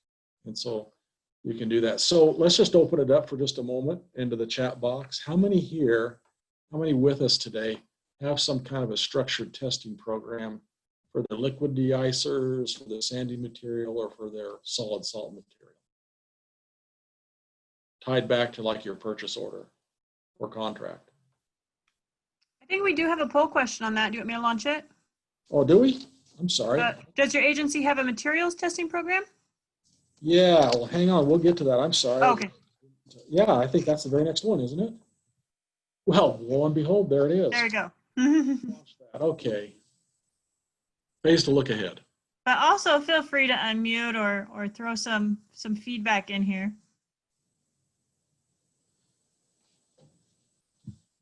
If anybody would like to unmute and talk a little bit about what your agency is doing in regards to a materials testing program. We, it looks like, you know, as people are clicking this, we do have some that do. Few more seconds on our poll question, and we'll discussion. Okay. 22% say yes, that's good. 48% say no, and 30% say you don't know. So I would say these tests are pretty easy to run. So, and again, I'm not saying anybody out there is dishonest. That's far from what I'm trying to say. But what I am saying is that, you know, in this day and age, we spend a lot of money on materials. And if you ever wonder, especially when it comes to these liquid de-icers, if you're paying for mostly water or if you're getting what you're paying for, there's a way to find out pretty easily. So it's just something to consider. So just kind of a quick little summary here. Just some basic application guidelines for de-icers. Look at plowing before applying the chemical if you can. Sand salt mix isn't advised, but may help in some situation, such as freezing rain. You know, so you can always plow before you apply the chemical if you can. If you put down the chemical, the first pass down, you might want to look at putting it down on the high end of the range. If you are using anti-icing, and again, that's proactive, you're putting down chemical ahead of the storm. If it's your first application of the year, you might have a lot of road oils and so on. You might be careful on putting down too much because you might cause a slick condition. But past that, you know, you might consider maybe the high end and working backwards.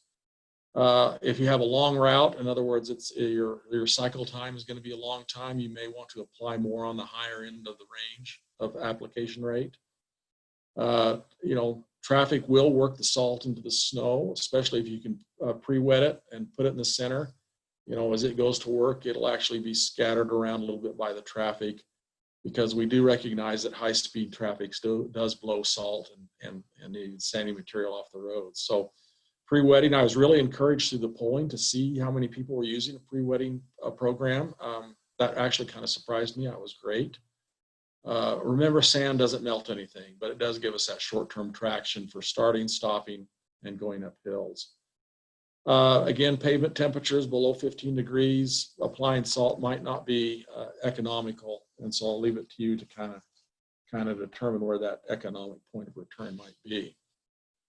So with that, we have 15 minutes left, and believe it or not, I'm really kind of pretty close to being back on schedule. I can't hardly believe it. So what I would like to do now is I have a few scenarios, and let's kind of look at firing up a chat room. And so I think Dawn and Lori, I'll turn it over to you, but I've got some scenarios that I would like to present, have you guys discuss within your chat room, appoint somebody to come back and kind of report out.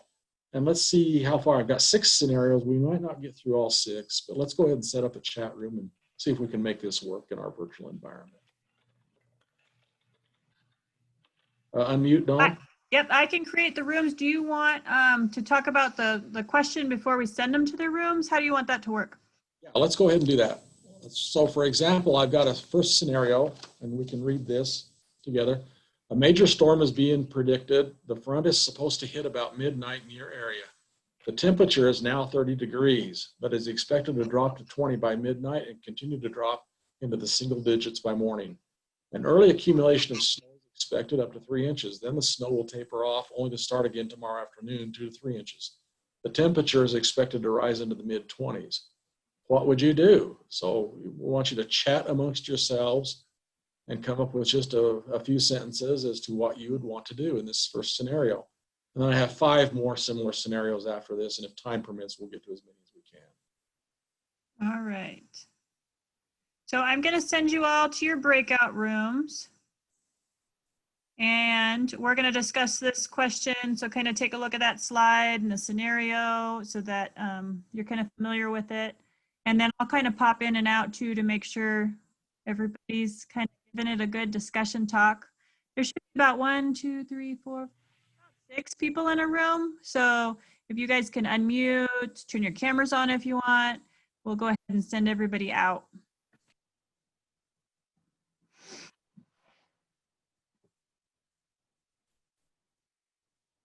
So everybody should be jumping back into this main session. And we'd like to get a speaker from each group to just kind of talk about what was discussed. Well, we came up with just waiting out for it to start getting ready to hit the freezing temperatures, and then maybe sanding the intersections with pre-treated materials and getting it ready for the traction control, and then maybe de-icing it somewhat. But can't do much until the water's off the roadway. With enough traffic, it may dry it out a little bit to where you could pre-treat it, but all depends on traffic and the loads at night. This one's a unique situation. I think it depends on what jurisdiction, or if you're a state or a local agency. If I were ITD, probably when the temperatures got down to 35, 34, and you could see it start to thicken up and turn into snow, I'd probably start trickling salt out and start basically creating a brine on the roadway to act as a bond breaker.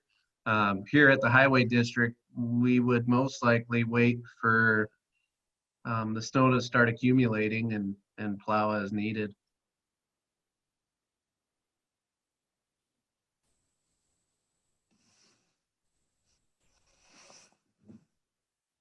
Do we have another group that would like to chime in? We said we'd plow in the morning and hit it with De-Icer after with what we have. We have some solids and some liquids.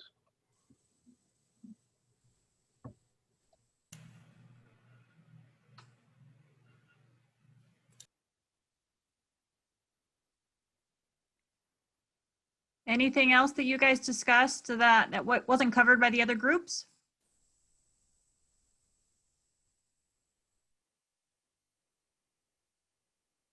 No, I think that was it. Okay, we'll pass it back to you, Brent. Okay, yeah, so no, good answers. Again, one of the keys here is good weather predicting. It's raining, so would we want to put anti-icing? Would we want to put any de-icing chemicals on the roadway? Well, the answer would probably be no, because they'd get washed off, you know. But as time marches on, we notice that it's going to change to snow very late at night with an accumulation of 3 inches. One of the things to consider is that it's going to accumulate probably a little bit of a snow floor. Maybe there's an opportunity to put in a pre-wetted salt particle if we want to get our salt to stick and go to work for us. So wet the salt and let it get to work for us in that brine situation, because the temperature is going to drop even further. And then it might be that we go from anti-icing as proactive to maybe de-icing. So we might want to put down a little bit of chemical on the accumulated snow into a de-icing, which is a reactive kind of mode. That might kind of help us. We might want to apply that brine as the snow starts to accumulate even more. So something to think about, but all good answers. So I know we're going into overtime, but we've got just one more, so bear with me. We're to the finish line here, okay? I want to skip ahead, and I want to go to scenario number 5, okay? And let me read that to you, and then we'll be to the end. A mountain pass is expected to get 12 inches. I'm sorry, a mountain pass is expected to get 12 plus inches of snow in the next 12 hours. Ooh, okay. The wind is predicted to be 15 to 20 miles an hour, causing drifting snow in near blizzard conditions. Temperatures are running 28 in the daytime and will be dropping to 19 overnight. This is a major route, and Governor Brad Little insists that it must be kept open. What must you do? So I would suggest that we stay in this larger group, and let's just have some people unmute and see if we can get this discussion going. Okay, very good. So take a look at that for just a moment or two. Feel free to unmute. Lots of plows with sand and rotary plows. Okay. Yeah, Take the first. Oh, go ahead. I live right near the Jackson Pass and Pine Creek Pass. They pretty much just run, that's not us, it's the state, but they run plows constantly back and forth. And I'm not sure what they put down, if it's sand or what exactly they use, but they pretty much just keep running constantly. I think I would go with a sand salt mix. And then be ready to activate the chain up laws as soon as the road starts getting away from you, because it's going to happen. If you're getting 12 inches in the next 12 hours and those kind of winds, you're going to start blowing shut. So One of the comments that came in through the chat box was sandy brine followed by the plows. I will say Jackson Pass closes quite often with less than 12 inches of snow.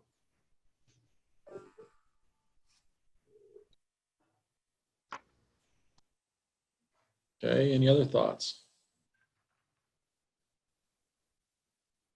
Okay.